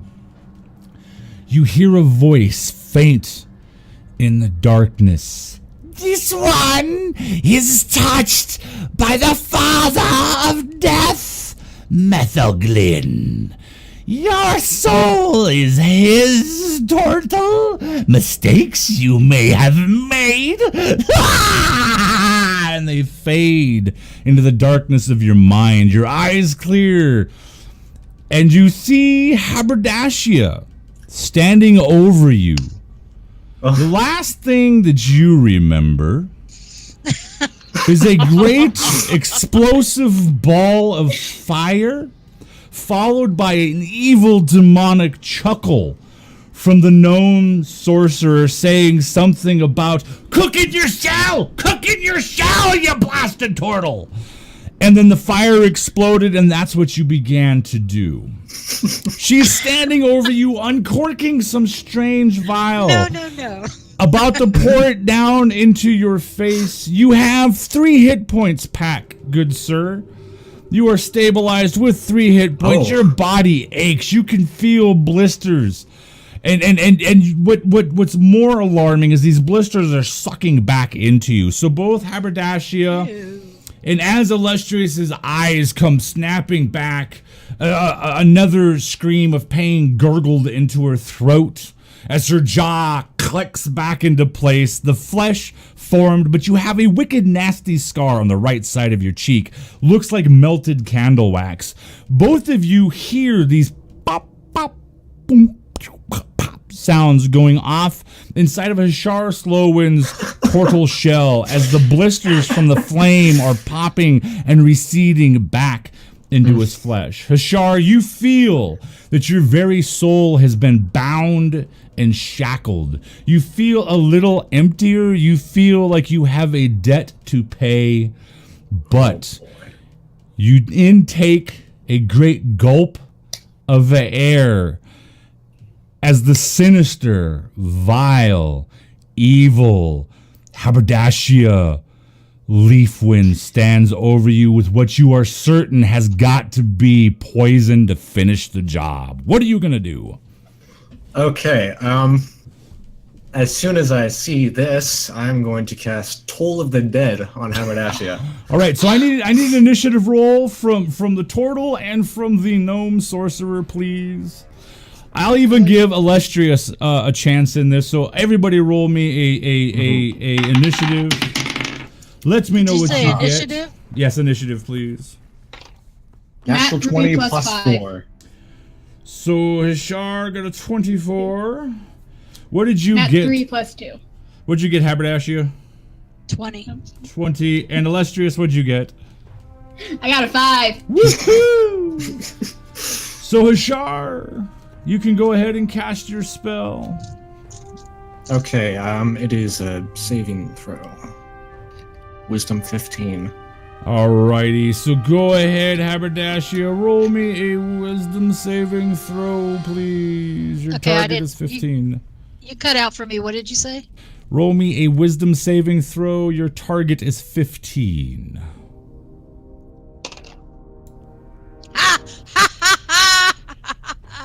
I got a 17 with my -1 is 16.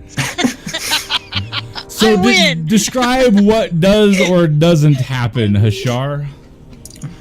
Okay, so if they make the if they don't make the wisdom saving throw, they take 1d8 necrotic damage, and a sound of bells fill the air and their ears and just ring in their ears. But if they make it, nothing happens. So So Haberdashia, you look down and you see Hashar, his eyes fill with anger. You don't know from where. You're trying to save him. The potion that you're sure is going to heal all of his wounds in your hand. You're reaching down. You've actually got your hand cupped on his chin, opening his mouth. As he snaps and pulls away angrily, begins to chant and tries to do some kind of magic. You can feel the air crackle around you with arcane energy, but it falls short. Your own arcane energy from within you resisting what this vile little bastard is trying to do to you. You, standing over Hashar, now have a bit of a rage maybe brewing inside of you. You're not understanding what the hell's going on. You're just trying to save your friend, and he's trying to attack you. What are you gonna do? I'm like, what are you doing, you fool? I'm trying to help you. I feel a little bad, though, because I do know I did do the second fireball, the one when I hit the troll, so I know I did that. So I understand he's a little pissed off. I'm trying to save you, damn it, and I'm gonna try to pour the thing in his mouth anyway. Okay, you've got initiative, and no matter how much, like Hashar snaps away and tries to cast up a spell, the air kind of crackles. Cut out. The air kind of crackles with magical energy. Is everything okay out there? You cut out for a second, but Okay. good now. Everything crackles with magical energy, and it fades, and you reach down very sternly, very much like a grandmother taking control of a child that doesn't want to take his damn medicine. You grab Hashar's bottom jaw, pull it open, and pop the cork and half shove the vial into his mouth, making sure he has no choice but to take it. Go ahead, if you would, and roll me. Let me see here. Where am I at? Wrong place. There we go. Go ahead and roll me 4d4 plus 4 hit points as you empty the vial down Hashar's Me throat. do it? Yes, you do it, please. Hmm. I'm rolling way too good. I don't want to give him out that too easy. Okay, hold on here.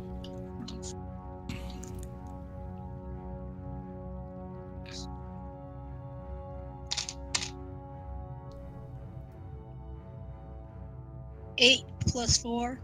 So you 12. gain back 12 points of health, Hashar. As you kind of gurgle and try to fight it away, you're certain. You're absolutely certain as that liquid hits your tongue and goes coursing down your throat that blackness is going to be pulled in on top of you, and you're going to have to pay that debt to that figure that put these chains and these manacles onto your soul.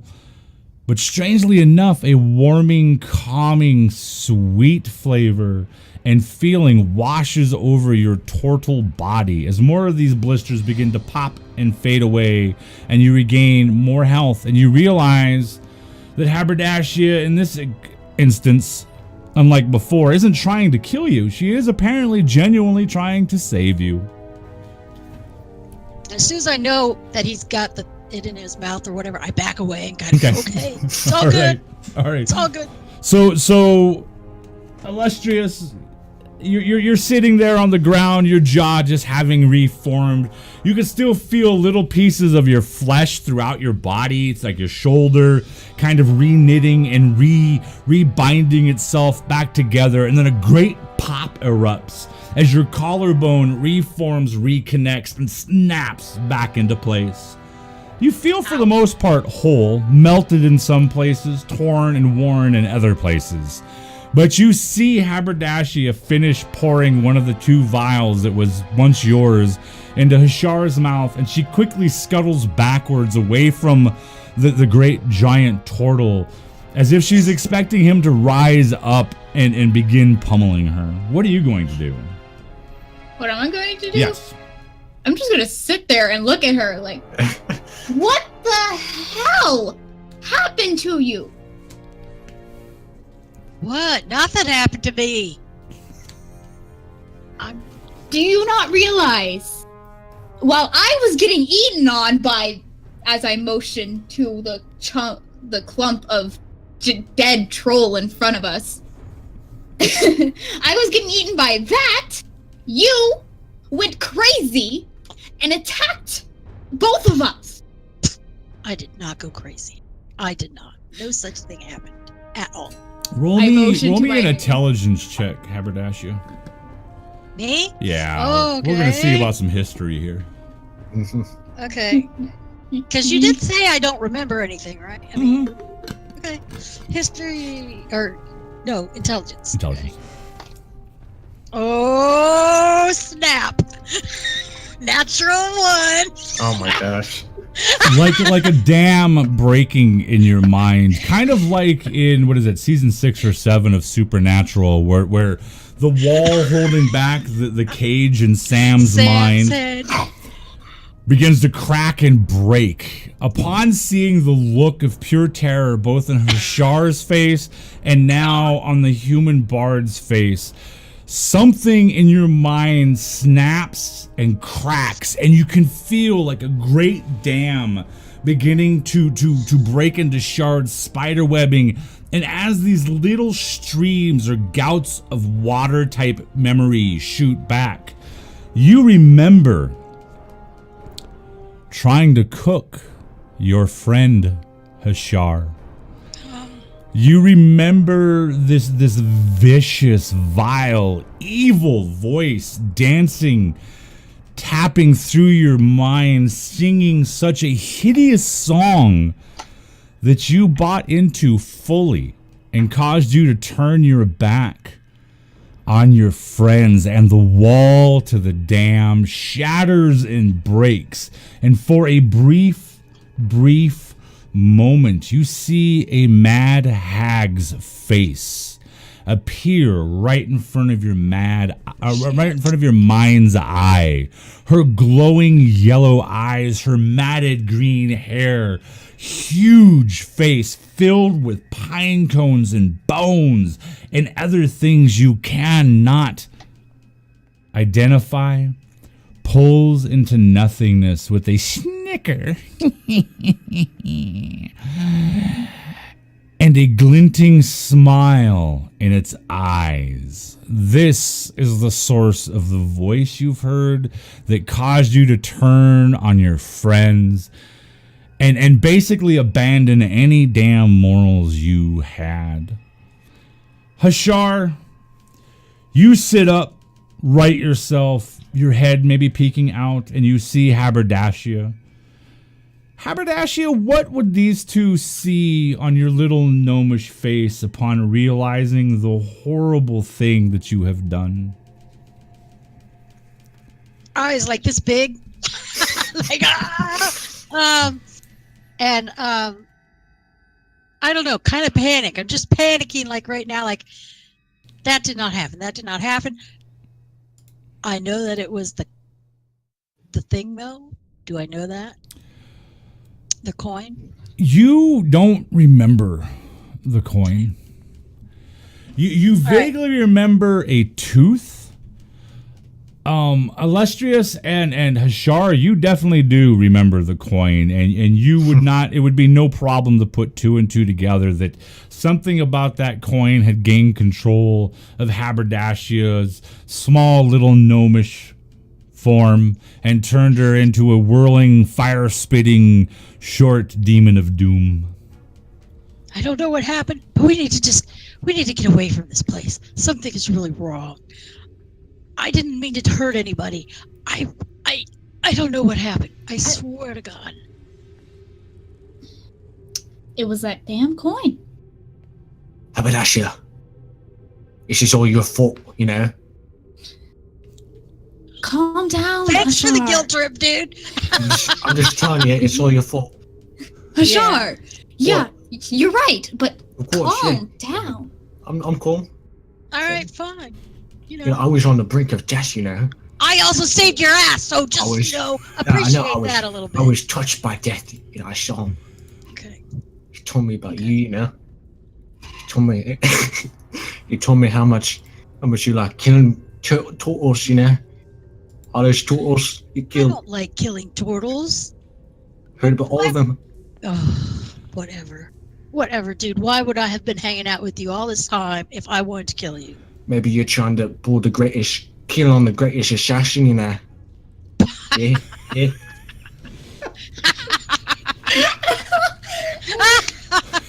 Yeah, you like to hide in your shell. Let's just call ja, you the det greatest är en assassin kommer ever. slow with assassin for nothing. Let's just Bloody. go, okay? We just need to get away from this Alright. place because Alright. something is I wrong. agree. Let's go, I please. I didn't mean to hurt you guys. I swear. Perhaps we take a little break before that then. Just get a little rest in there. Well, that's what we were trying to do when this whole mess started, you know. And as you begin to talk about rest, this great heaving exhaustion fills every inch of your bodies, your minds, your muscles, your tendons, your very, very souls begin to get weighted down with exhaustion, with the last remnants of pain. Your mind's tired. And you do see the last crackling coals of the fire. There's blood. There's the burnt troll's corpse, charred, blackened like some overcooked hog at a barbecue, laying there in the middle of the campground. And the idea of resting actually sounds appealing. Like the idea of anything worse than what just happening doesn't seem like it could possibly happen. What are the three of you going to do? Are you actually going to try to rest, to recuperate? Or are you going to stumble out into those black, inky, troll-filled woods? Remember, you also saw a sinister, angered giant go crashing through before all of this. It's got to be safe out there, right? Haberdasher, you're taking first watch, okay? Fine. So you guys Don't gonna I'm going to just go back to my pack. all right. So everybody. Yes, actually, Mad Clergy. Yeah, that's true. So go ahead, everybody, and roll me a perception check as you guys kind of snuggle up. Haberdasher going to take a point to rest, to keep watch on her friends. What did you? No, 9. Okay, Illustrious. Perception, you said? Yeah. 9. Haberdasher. Fuck! Don't look at me. 7. Oh god. The jaw still on the ground, singed. It almost looks like you could brush off the dirt and the charred flesh and meat and just stick it right back on. But none of you see Alestria's jaw, her bottom jaw, sitting on the ground just outside the reach of the still smoldering, sickly sweet smelling roasted troll. Alestrius and Ashar, you both fall asleep as Haberdasher begins to stand her watch. The night forest is very, very, very slow to come back. No night birds, no crickets, no little bunnies skittering about, no night hunters, nothing. The forest remains through almost half of your watch, completely silent. Haberdasher, roll me a constitution check as that exhaustion continues to grow. Oh my god. That's my other one that's not good. Well, I got a lot not good. -1, 9. 9. And the exhaustion settles in like a warm blanket on a cold, frosty evening in front of a roaring fire. Your stomach, your tummy feeling as though it was filled with spiced mead. Your eyes blink slowly. Once, twice, and then darkness comes for you, and you slump against the tree, falling asleep. You're all awakened the next morning. In the distance, you hear a babbling brook. You hear the tweeting of morning birds and the shuffling as a baby rabbit scampers through the camp. You all successfully complete a long rest. Yes! Thank God. Oh, it feels good. You all awaken as rays of fresh sunlight beat down through the canopy of pine boughs and trees to ignite the forest in sunlight. You can see where the battle happened. You can see that the troll is no longer smoldering, but is completely out. You can see where your friend Jaja, the Tabaxi rogue, was dragged apparently to her death somewhere in this forest north of you, the direction that you were intending on heading. Your bodies feel better, a little worse for the wear, granted, but the sun feels good. There's a little bit of light smoke rising from the almost extinguished campfire. And illustrious, as you clear the sleep from your eyes, you see, just out of the reach of the troll, your charred, blackened lower jaw, sitting there. And the thought dances across your mind, this could be a keepsake? As macabre as it might be. One hell of a story. But you hear something skitter out from the cave to your right. In a flash, this gray and brown ball of fur, its eyes masked like a bandit, scoots through the camp, snapping up your bottom jaw, and the raccoon, chittering, skitters off into the depths of the forest, your jaw gone forever. Have fun with that. You all sit gathering around this smoldering campfire. What are you guys going to do? I'm going to start singing a little bit of a song. Do I have a specific one? I forgot what it can do for other than inspiration. Terrible bard, I know. What are you trying to sing a song for? I'm just gonna give us a little bit of a bardic inspiration. Or, I guess, because I promised I would sing, and I'm going to sing. So, I'll give it to... Can I give it to both? Nope, you can only give it to one. Uses? Okay. One creature within 60 feet. All right. Well, I'm going to give the bardic inspiration to our wonderful little gnome, even though she did cook one of us alive. It's an accident. That was terrible. I hear, Though you feel turtle soup is a terrible. delicacy down south. Though you feel terrible, and you certainly felt like shit, don't worry. Don't throw yourself into a net. We still care for you, but do that again, and I'm certain it'll be your end. Wonderful. Wonderful. I love it. You get a D6 inspiration, Haberdashia. Yay, me! And for being brave enough on her first D&D stream to sing a song, let's wait until she comes back. It looks like she's frozen again. Hopefully that didn't kill her internet connection. That was a doozy of a song. It did that. Oh, For having the bravery to sing in her first D&D live stream ever, I am going to give Rainy Keys, the player of Illustrious the Human Bard, a natural 20 to use at any point that she sees fit in the rest of tonight's game.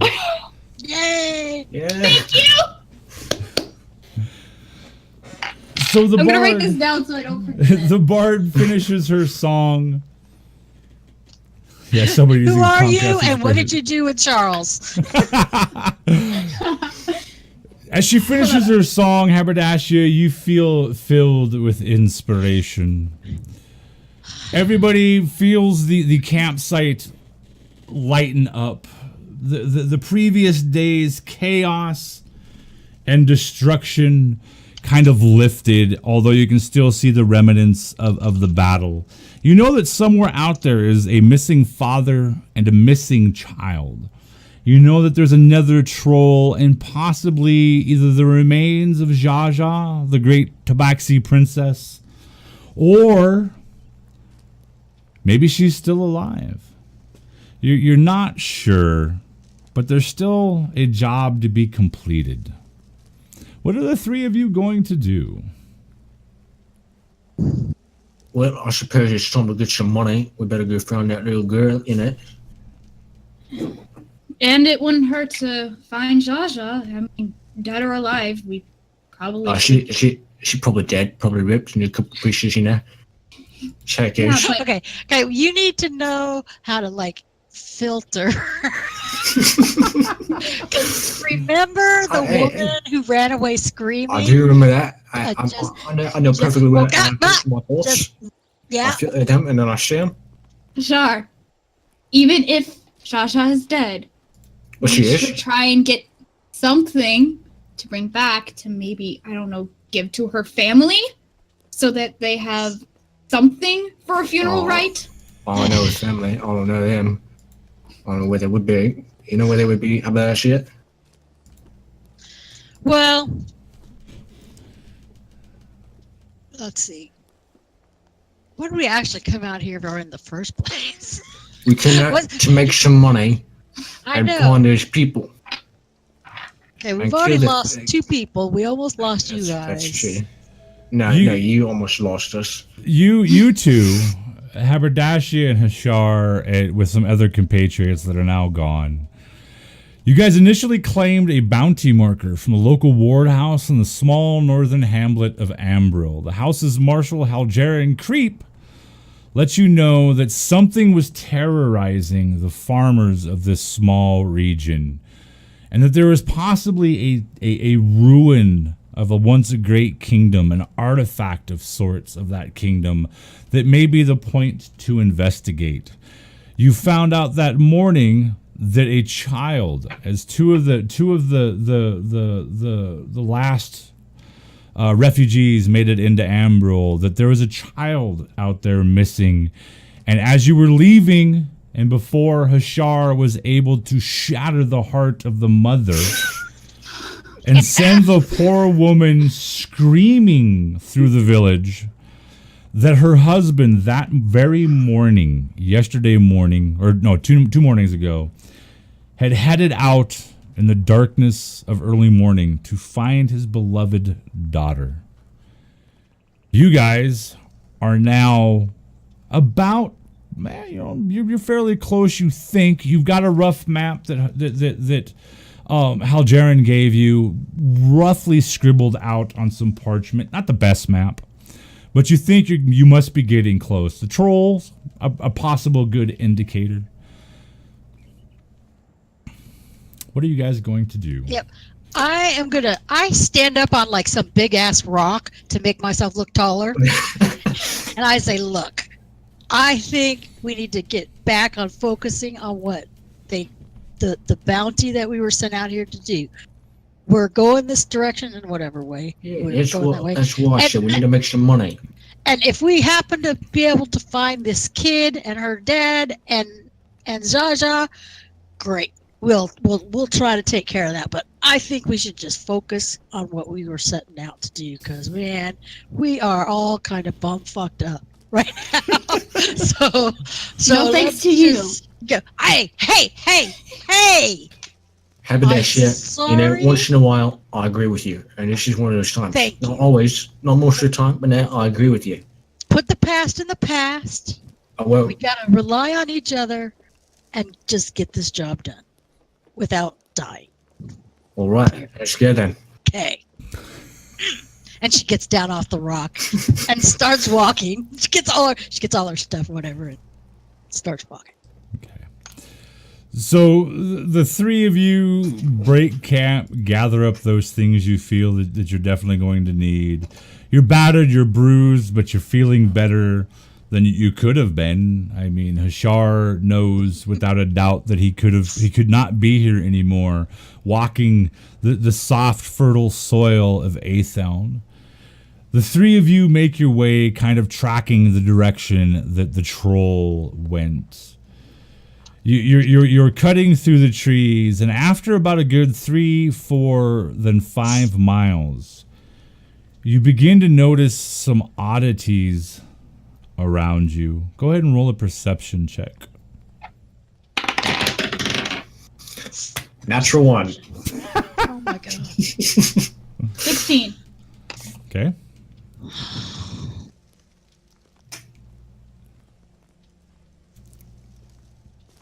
Six. You have got the worst dice I think I've ever seen, I James. know. I've tried to use all. I have 5 different sets. Illustrious, you kind of, as you begin to look around, you begin to notice something that at first you kind of pass off just as being changing of the seasons or something like that. But as you, with each step, each, we'll say quarter mile, half mile that goes by, on the 6th mile, it hits you like a ton of bricks. The forest you're walking in looks sick. The grayish green goat's beard that hangs from the trees seems brittle, dried, and maybe a little moldy. You notice that the tree branches that should be this very reddish russet kind of color of these kinds of trees are beginning to look tainted with black lines seeping from the ground. Some of the trees are actually beginning to look like they're twisting to deform, branches folding slowly towards themselves. And as you look forward, the entire landscape, as the further you look out, begins to take on more and more and more of these features. As your eyes focus far out, almost at the extent of your vision, it looks like there is a faint, misty, murky fog wafting across the forest floor. Well, we're heading in the right direction. Oh, of course we are. Let's hope so. Do you point it No, out to them? we are. Yes, I'm pointing it out to them. I don't know if you guys are smart enough or bright enough or remember enough, but these trees, they're not right. They look sickly and dying, and up ahead, we've got nasty fog. Oh yeah, of course. I definitely knew that. Yeah. Okay, whatever. Let's just keep going then. If it helps your ego, helps you sleep at night. You travel on for another 5, 6, 7 miles, and the sun's rays and shadows begin to shorten and grow. Nightfall is maybe a few short hours away, and the forest itself has indeed gotten extremely sickly looking. You can smell decaying wood. Like normally the smell of deadfall is one thing. This smells sickly sweet, almost like, have you ever smelled like super cheap burning incense? Mix that with a bit of citrus and rotting meat. As this begins to emanate throughout the forest, your feet dragging through a foot-high, gray, murky fog. And out there, somewhere in the distance, you begin to hear this sing-songy, sinister voice. I will love all the children. And Haberdashia, this sends a shiver down your spine as you recognize that voice as being the hag that invaded your mind and turned you on your friends. And then we're in you trouble now, all stop. Your eyes fastened on a most horrific image right in front of you. as this great black, slimy, rotten, sickly looking oak tree, completely displaced, this is a pine forest, sits in front of you, and hanging from what looks like to be pieces of its own flesh is this illy, very poorly flayed, Gross. feline Oh. figure. As your eyes focus in on the flayed form of Princess Jaja, the only skin left on her body is that of her face, which has been, with her tail having been sliced off, it's pulled her head back and fastened it to a thick, slimy branch of the tree. 2 twigs placed inside of her mouth to give her this sinister looking grin. Her eyes focused out towards you. She's been dead long enough that her eyes have begun to get that milkiness to it. And you can see flies gathering, these great big green bottled flies, landing on her exposed flesh. And echoing through the sick trees beyond, you all hear this voice. By all means, don't stop there. I have plenty more for the 3 of you. Come to me, my children. Mama awaits. And it echoes sickeningly through, bouncing off of these trees in this hollowness, taunting you. You ain't my mama. Charity should be dead. Yeah, well, There was no doubt about it, but yeah. Hey, if you want to take those remains and carry them back with you, go for it. I think we need to find this thing and kill it because it's really getting on my last nerve. I'm just saying. Yeah. I'd rather. Fine, let's go ahead. Go ahead and kill it. That way, and if we can somehow circle back and pick up remains of anything to give back to people that deserve funeral rites, let's do it. Well, But we're going. let's just I mean, I'm killing something tonight. let's go. I mean, well, we got to find her, which I still say we just keep going towards our mission and maybe we'll run into her. She probably is the end of the mission. She's obviously watching it. Well, maybe. As you guys slowly, do you all 3 continue further into the forest? Yeah. As all Yeah. 3 of you continue into the forest, this fog begins to whift up.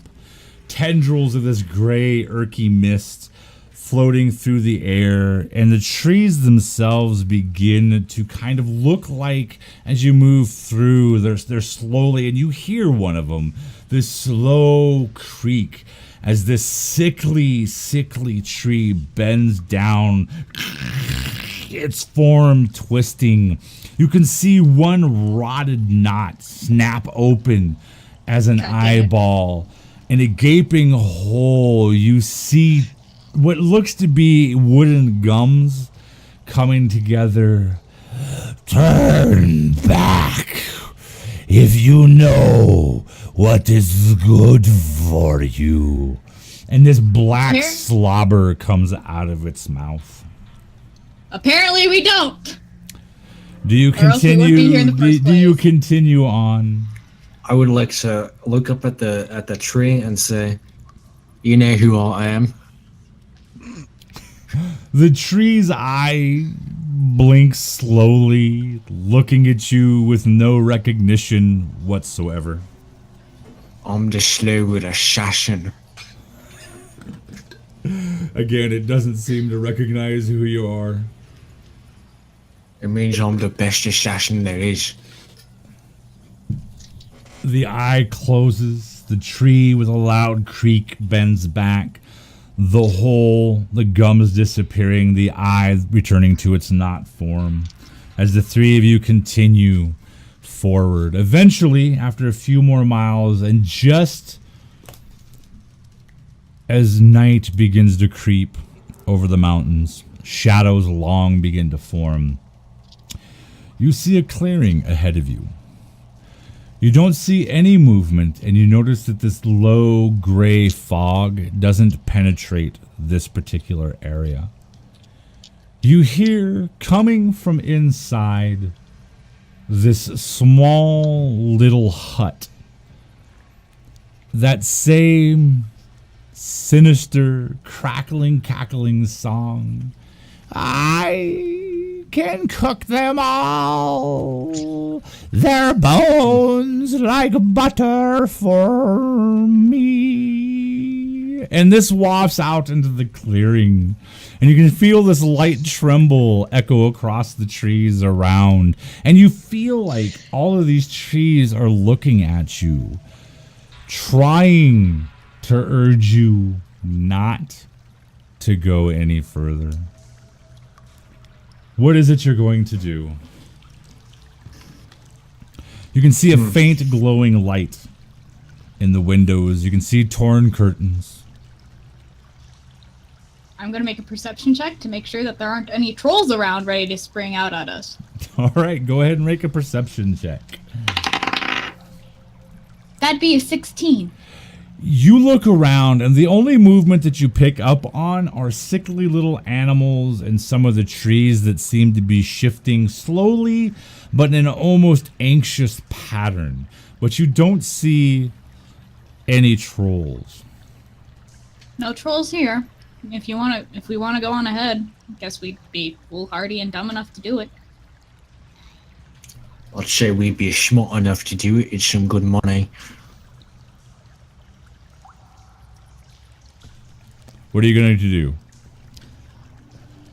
Don't read Twitch chat. Don't listen to Matt Clergy. I am going to approach the cabin. Okay. Anybody else joining Hashar on his slow march to the cabin? All right. So everybody falls in behind Hashar. You're all making your way across the clearing. When you step out of the woods into the clearing, there is a little bit of a spongy release beneath your feet. As the ground does not feel solid, you hear this kind of sound with each step. And you realize Lovely, we're stepping on Pete. that you're walking on what appears to be swamp-like ground, moist and mushy. Every once in a while, your step releases water that soaks into your boots. As you get closer and closer to this hut, you hear the singing kind of fall away a little bit. And you hear this light female voice, not that of a child, maybe a teenage girl. Please don't eat me. Hush, child. You go to a good cause.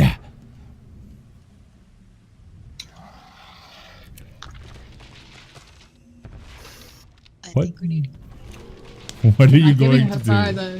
I'm not giving the Hussar the I told you so moment. I'm not giving him that. Are you going to continue forward? Yep. You make your No way choice now. to the front carefully, quietly. of this small shack. Are you going to try and do this stealthily, or Oh yeah, let's stealth. let's roll Stealth. let's roll some stealth then? Oh come on. Ooh. 11. Okay. 20. 18! All right, you all don't hear any reaction from within the room itself. You hear the song kind of fade off though. Who rolled the 11?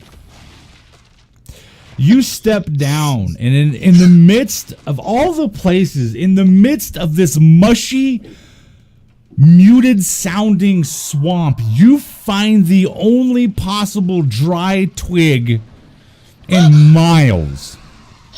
As your foot comes down, you feel the resistance, and like a fart in church, you all hear this snap echo through the clearing. I freeze. You even hear a rustle go through the trees, and you think you even hear one of these great old trees sickly in its voice. You've done it now. As the song disappears, Hashar, your foot just about to step on the two small steps leading up to the shack's door when this snaps off. You hear some shuffling inside, and you hear that little teenage voice. Help me. No, help us. There's three of us. Help us. I'm gonna keep going. So Hashar, you're in the lead. You're taking up all the Okay. area from this small, frail-looking wooden door to this rickety-looking shack. What are you going to do? So there's a window to it right next to it. Yes, there is. Okay. I'm going to peer into the window Okay. and cast slow. Okay, when you peer into the window, you're expecting to see this god-awful, twisted, hag-like form. And you don't. You see at the back of the hut a great open maw into a cave behind it. You see, though, in here, you see an unconscious gentleman dressed like a farmer. Most of his clothing has been shredded, his body cut and laced, hanging above a great boiling cauldron. Don't get any ideas, Firehawk. You're not playing tonight. This great bubbling cauldron, he hangs just mere inches. You can see the sweat, both from his flesh and the moisture, the steam rising up out of it. You can see off to the side, tied up inside of a small little wooden cage, a frail child's form. And then on the other wall, on the right side, tied up, bound at ankle, it looks like, bound at arms, a teenage girl with flowing golden locks, dirt smeared across her body, laying there, trying to struggle to get free. She's the only one that looks conscious. The man hanging above the stew pot is not. The young child in the cage appears to be sleeping or unconscious. You can see her small form taking in breath and exhaling breath. But you have no sight of any kind of a great hag or a troll. But there is the gaping mouth in front of you of a cave that seems somehow attached to the back of this small little hut. Mm-hmm. Okay. I opened the door then. All right, you reach down, and the latch from the door provides no resistance. You hear this click sound, and the door easily swings open with this kind of a sound. The door opens up. The teenage girl's eyes well with tears as she looks at you. Have you come to save us? She's gone to the cave. Get us out of here. And she starts to struggle against her bindings. Shh. Calm down. It's okay. Wait. Yeah. Shh. Be quiet. Okay. Be quiet. Okay. She is roll me a persuasion. See if you can persuade her to stop, because she's freaking out. 7.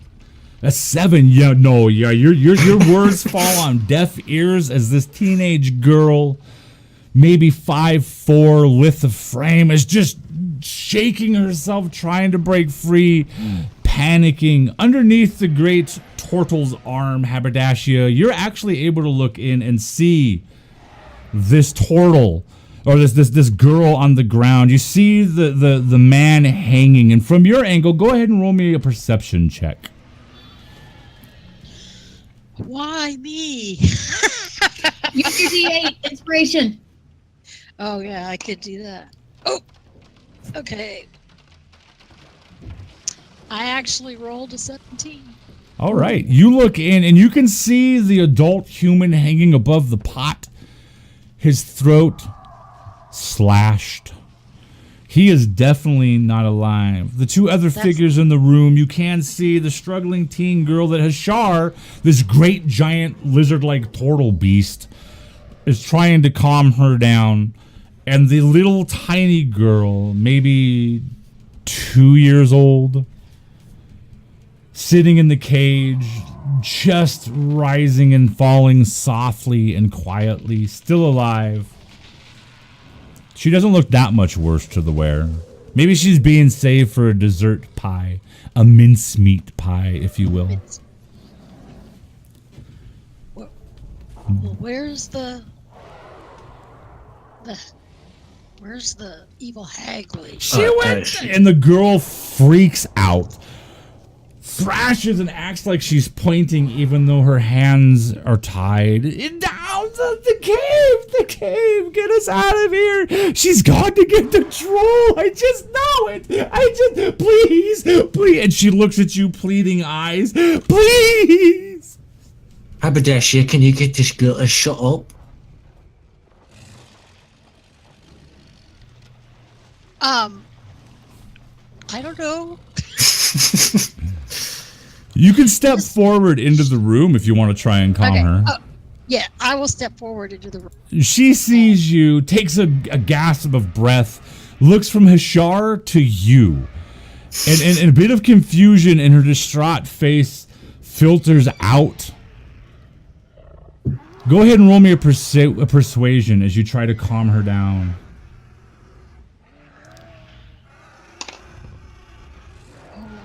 Might be better at this.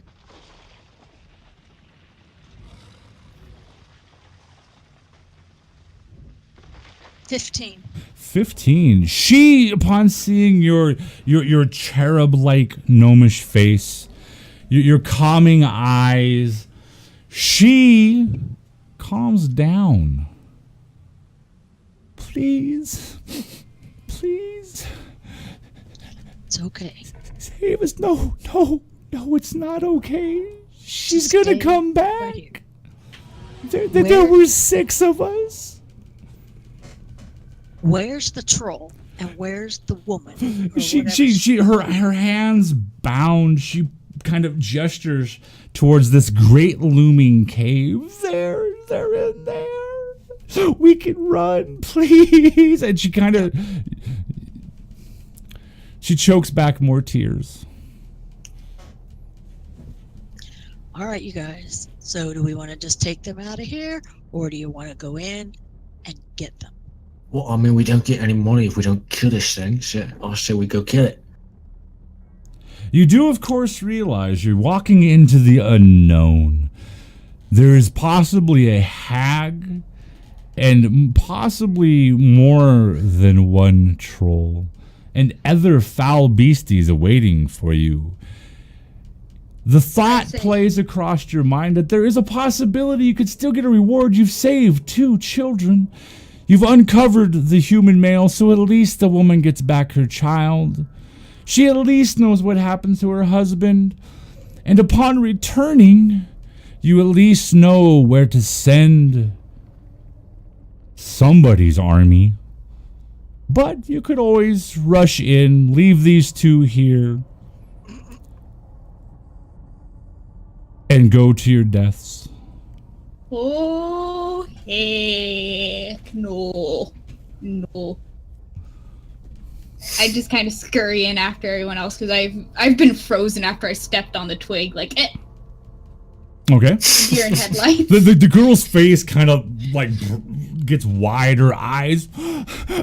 Can you talk some sense to these two? We gotta run. She's going to come back with others. I believe that this. Yes, I'll try something. Just, I've only been traveling with them for a day. They don't quite trust me yet. Just hold still. I turn to both of them. All right. So we have two alive children, mind you. One dead man, and Precious and our old friend, and a tree back there. We could possibly get coin off of retrieving 2 bodies and 2 live people. Now, I don't know about you, but I think that coin is worth it than going down into that spooky hole and getting axed to all heck and back and possibly meeting whatever lies beyond in the beyond. And I was almost there once. Tonight. Last night. I am not going back there again. If gods above help me. You know what? You bring up a good point. You see, I was touched by death. I saw him. You And we know, also have I was. Yeah, I was. It was almost my time. He gave me the choice to come back. Yeah, I had to because I knew I needed to get some money. But I feel like there might be something more. I feel like maybe I stay and go kill this thing and get some money, and you can go back and take the girls with you and go bring them, make them safe, and I'll stay here and kill this thing. And if I die, then it's my time to go. Or if I don't, I'll make some money. How about that? I want to kill this damn hag myself. So And we can both make some money. Then at least let me go. Let me take the little girl. Let us make a run for it. I'm stuck with you two either way, aren't I? well, hey, you could take the girls if you wanted and skedaddle out of here. But No. I got a bone to pick with this hag, okay? No. She that messed with my mind, and I am not happy about that. That wouldn't be as good of a story unless I witnessed this slaying myself. Now, as far as these girls, I don't know. The little girl seems okay over there. And as long as we're occupying the hag, they're not going to get these girls. I think we should leave them, because then we can all go back together.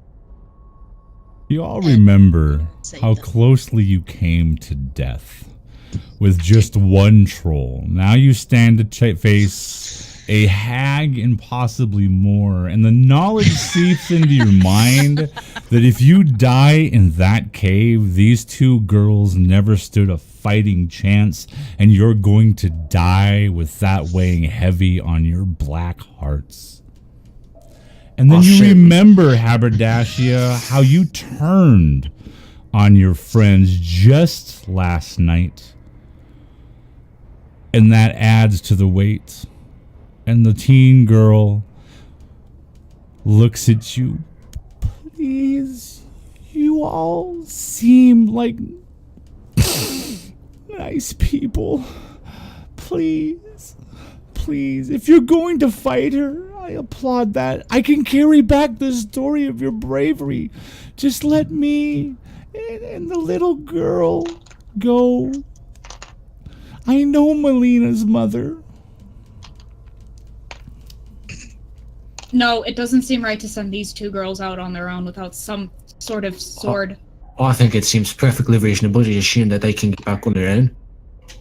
These are 2 defenseless children. Oh, I have an extra boomerang, You keep it. and I got 2 daggers on me. I can have my daggers. No, it's I got some better acid. one of us saw this through I got a alive. bomb. I can have all my stuff. I'll be dead anyway. But what are you gonna fight with? I got a spear and all my spells. So are you saying that no matter what we do, you're gonna go in there anyway? Yeah, I'm going in there. I'm making some money.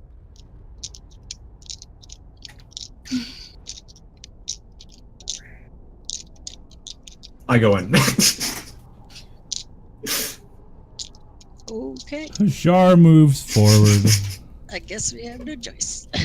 What are you going to do with the little girl that's unconscious or sleeping and the teen girl? As it is apparent that you guys are all going to rush into your death. I'm going to go over and I'm going to pick the lock of the cage and release the little girl so at least the teenage girl can get her out. Okay. So you release the teen and the young child. The teen goes over, scoops her up, looks at you, tears in her eyes. Thank you. Your bravery. Give her a pat on the head. Your bravery. And she runs out across the mucky ground and disappears into And the I yell back. forest. I yell after her, watch out for sticks! They're nasty! The three of you are now faced with this gaping cave that somehow is attached some weird way to the back of this hut. You begin to step forward, and at first you hear nothing, but then you hear this scraping sound on stone. These low, grumbling snarls seeping forth from the cave. One, and then another, and then another. As you see 3 sets of glowing yellow eyes, very similar to the trolls you saw before. As they Giving come Hassar a look. walking out of the cave towards you, you sense death approaching. Yes. Where are we in a marching order or anything? You're kind of all standing almost shoulder to shoulder, like right around where the cauldron's at. You just moved past the cauldron, so you kind of came back together. So you're kind of standing abreast of you and looking into the cave as you see the three trolls begin to lurch out of the darkness. Okay. I mean, I see that they're trolls. Obviously. Oh yeah. Okay. I am fireballing them. I mean, I don't want to hit my people, though. So that's No, why you won't. At this distance, you can't. I will give each of you a free surprise attack. Oh. I will cast Eldritch Blast with my 2 beams on the center troll.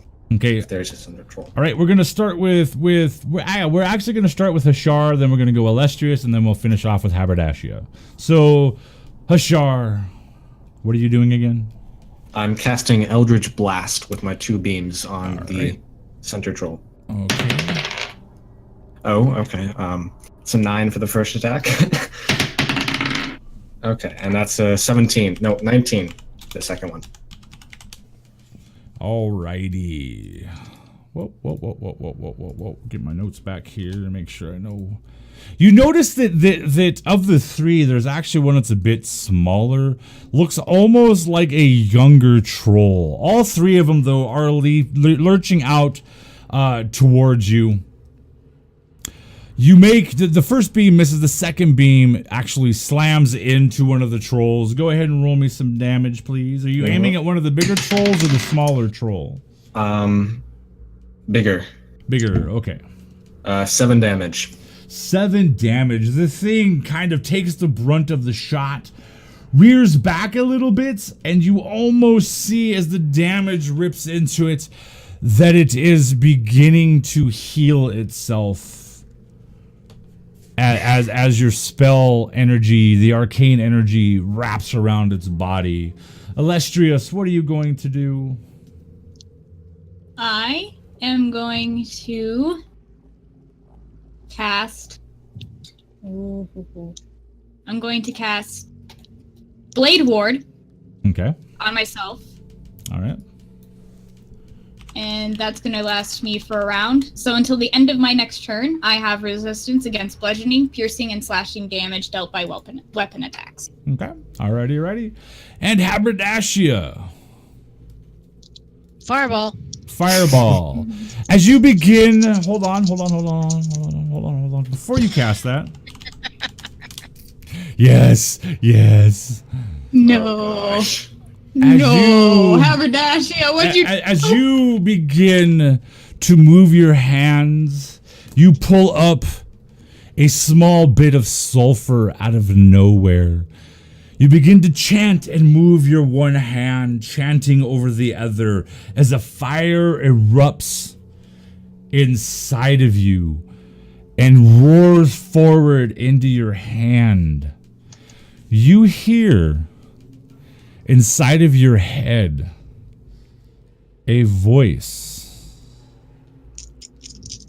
touching you from somewhere deep in history. Feel it, Haberdashia. And you feel, it almost feels like heartburn at first, begins to center in your chest. And you feel this great, immense power begin to rumble in your body. Everybody, all of you guys begin to see Haberdashia just shake and tremble. And you can feel this immense arcane power begin to emanate off of her. Heat, a glow begins to emanate off of her. Haberdashia, you never realized that you come from a long line of sorcerers that are innately talented with fire. You can feel the goddess of the cauldron, her voice dancing in your head, coaxing more power from your little frame than you have ever felt in your entire life. Roll me an Arcana. Arcana check.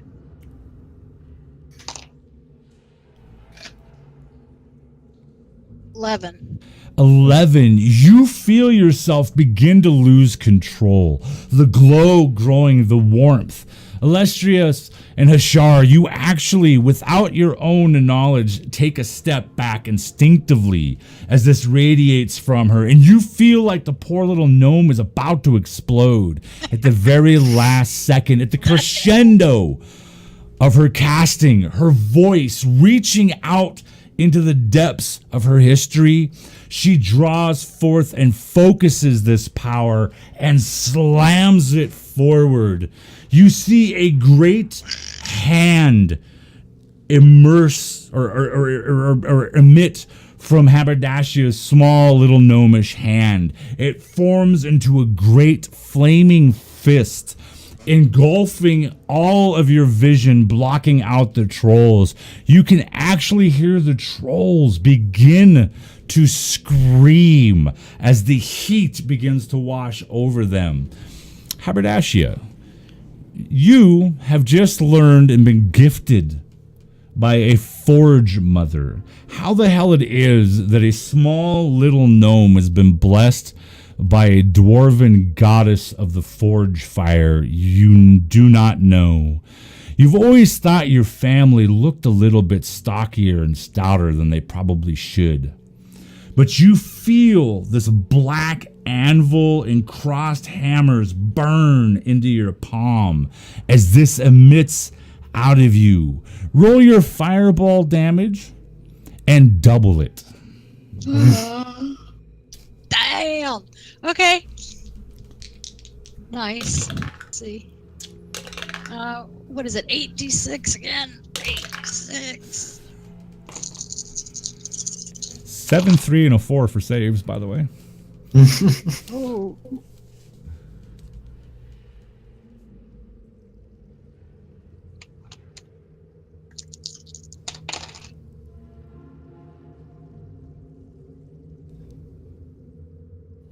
$28 and then double that. What's 56? 56 points of damage.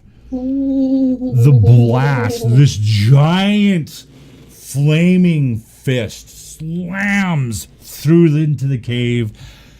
connecting with the now screaming, fleeing trolls. It erupts in this great gout of flame, and you instantly hear their flesh crackling. The flames roll back towards you, but have no apparent effect. As they come back towards you, Haberdashia, you stand your ground, your arms falling to the sides, and as your hand falls down, those two standing behind you can see the Forge Mother symbol on your palm. I wish my wife was here to watch this. She's the first person I ever gave this to. The trolls flee back into the cave on fire, all except for one. The smallest one takes 1, 2, 3 steps, and just like the troll from last night, his blackened corpse, crisped, bubbling underneath, takes a step and his leg falters. He falls to a knee, no voice, no gurgling as he falls forward, dead. The glow of these trolls continues deeper and deeper into this cave. You see one and then the other fall. You know the cave goes back at least another 100 feet to where you can now see the smoldering remains of these two trolls. You're not sure of your situation. You're in the hut. The two girls made their way off into the forest. The three of you stand, Illustrious and Hashar, behind this little itty-bitty tiny gnomish sorcerer.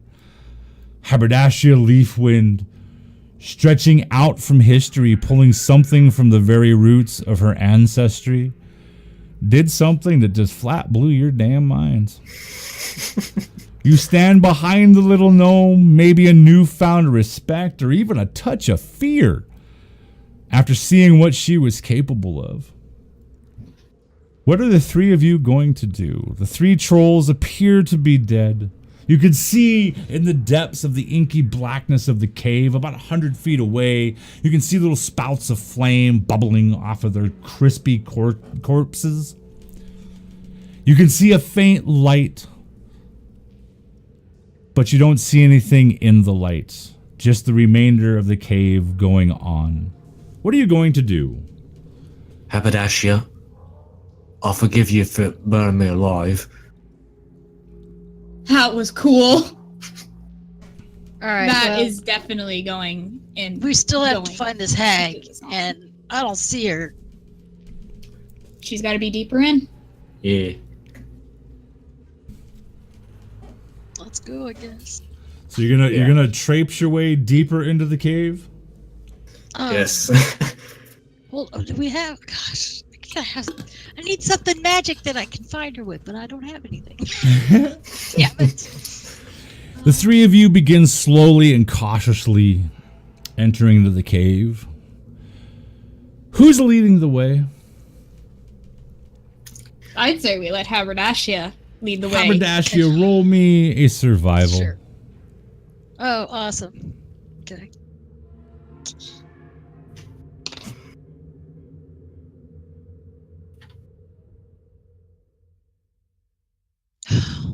$11. The three of you venture into the cave, and you spend days and then weeks lost in this deepening twist Oh my gosh. of underground caverns and long, endless passages. Eventually, you will all survive, feeding on moss and grubs, little cave rats, and other things. Oh, what a 43 days pass before you are found near death and brought out of those caves. You awakened, 62 days in total gone, inside of a small monastery located in the grand and great city of Kaysen's Cross, 200 miles south of that forest. You guys spent the next month and a half in the city, recuperating and trying to drown out the haunting memories of what happened when you took up that simple little bounty in the small, quaint village of Ambril, in the Shadowwood, in the Wildwood Reach, which you're no longer in. One day, over a wonderful breakfast of bacon, eggs, toast and cheese, wine and mead, you guys have taken on roles working for a local merchant prince as a guard. You have agreed to take a caravan south to the Port of Storms, to Stormhaven, when word from a booth just across the way from you mentions a small village to the north. The name familiar, Ambril, and how everybody is dead. How this great hag appeared out of the woods one night and laid waste to the occupants of Ambril. As you all sit there, blood draining out of your faces, your hands shaking on your monk mugs and glasses, your forks drop to your platters. Roll me an insight, please. I'm using my nat 20 on that insight. I got a nat 20. All right. Oh my. Okay, so that's that's 21. Yeah, I didn't get anything near that. So, insight, I got 25 with my nat 20 that I'm What'd you get, Haberdashia? 8. 8. Haberdashia didn't I don't whatever. You just begin chowing down on some more know what? bacon. I'm chaotic neutral. I'm good. I'm alive, man. However, Don't Hashar and Illustrious, a vision comes to your mind's eye. And as that teenage girl was carrying the little child in her arms off to safety, you all remember two things. Hanging from her hair was a twig. Just didn't look right. And around her neck on a thong as she cast one last look back was the coin that turned little Haberdashia into a murderous soul. You let the great hag go and destroy the small little village of Ambril. Well, Thank you Alive. all for playing. Thank you all for coming and hanging out with us for this wonderful little Forged one shot. I think Jens is gonna try and stab me through the screen. I'm not sure. No, I'm all good. I'm hey, just. I got to sing my song and I got to use my nat 20. I'm good. I'm grand. It's just hard, to not metagame, man. Yeah. I'm really proud of everybody who caught on to it. Of the group. I know that chat was out there talking and hinting about what was happening, and it's pretty easy to figure it out. Again, I would love to thank my wonderful players, these three folks who showed up tonight with their game faces on and allowed me to drag them through the muck and the mire of my mind. I super appreciate it. That is Jens, Happy Zoos, and Rainy Keys. I would like to thank everybody that stopped in, hung out with us tonight. I do have a couple of announcements, so don't disappear too fast. Starting with Jens, is there anything that you want to say in closing? Nope. I just want to say, well, yes, I guess, since I'm talking. I just say thanks. I've really enjoyed it, and I am still here because I will be here on Sundays, so you can come watch then. And I've had a really good time. It's a blast. Happy Zoos. Yeah, thank you for having me. This has been a wonderful experience, and I look forward to possibly gaming some more in the future with you. All right. And Rainy Keys, our singing bard. Thank you, first of all, for allowing me to sing. One things I wanted to do as a bard, so yay. Thank you for letting me jump in. And keep an eye out for me. I might be DMing my own little wonderful homebrew one of these days. And as announcements go, I'm going to make this short and sweet. As everybody knows, you can see it on your screen right in front of you. We support D&D Beyond. That's the only thing we use for 5th edition Dungeons and Dragons. If you haven't been over there, go check it out. Amazing people.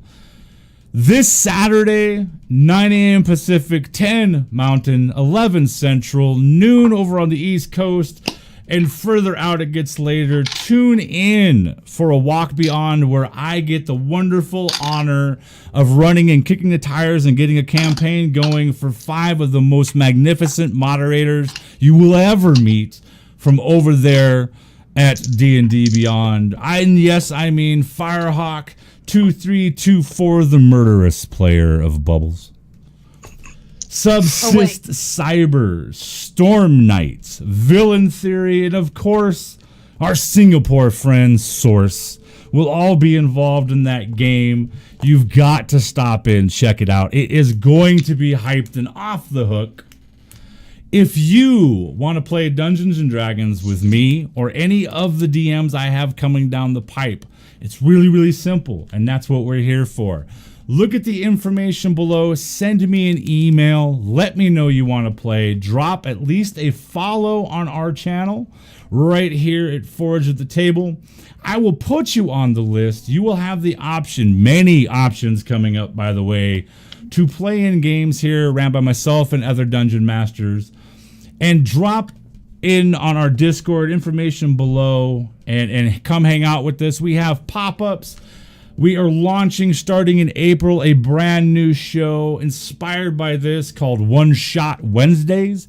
These are going to be 2-part one-shots ran over 2 weeks, twice a month, where you, our followers and our subscribers, get to come dance around in my sadistic little mind, and we take you guys on a run.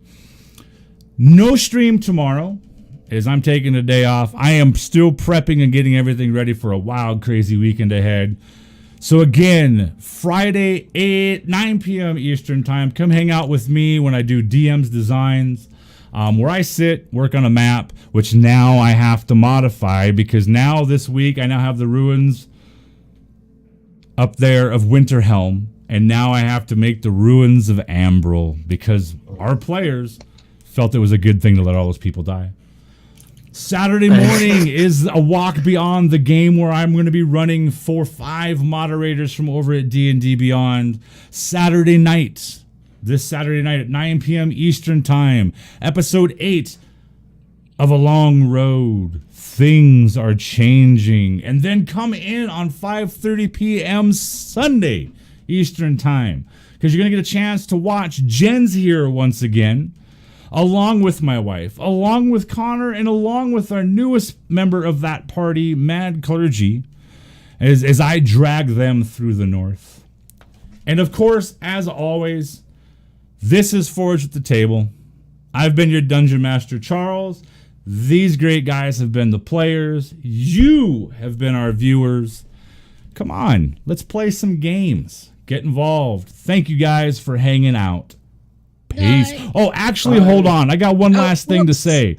I got some closure on Seethe. There was a possibility, if things would have gone a little bit differently, where Seethe was going to make a reappearance because this hag had made a deal with the Watchers. And if she would have stood and fight, she would have violated that deal. At which point the Watchers would have sent kind of an undead, shadowy version of Seethe to come and fight beside his friends once more. But oh, no, not the way it goes. So please, get involved, drop an email, get on our Discord, follow us over there on Twitter, and yes, let's play some games. Bye.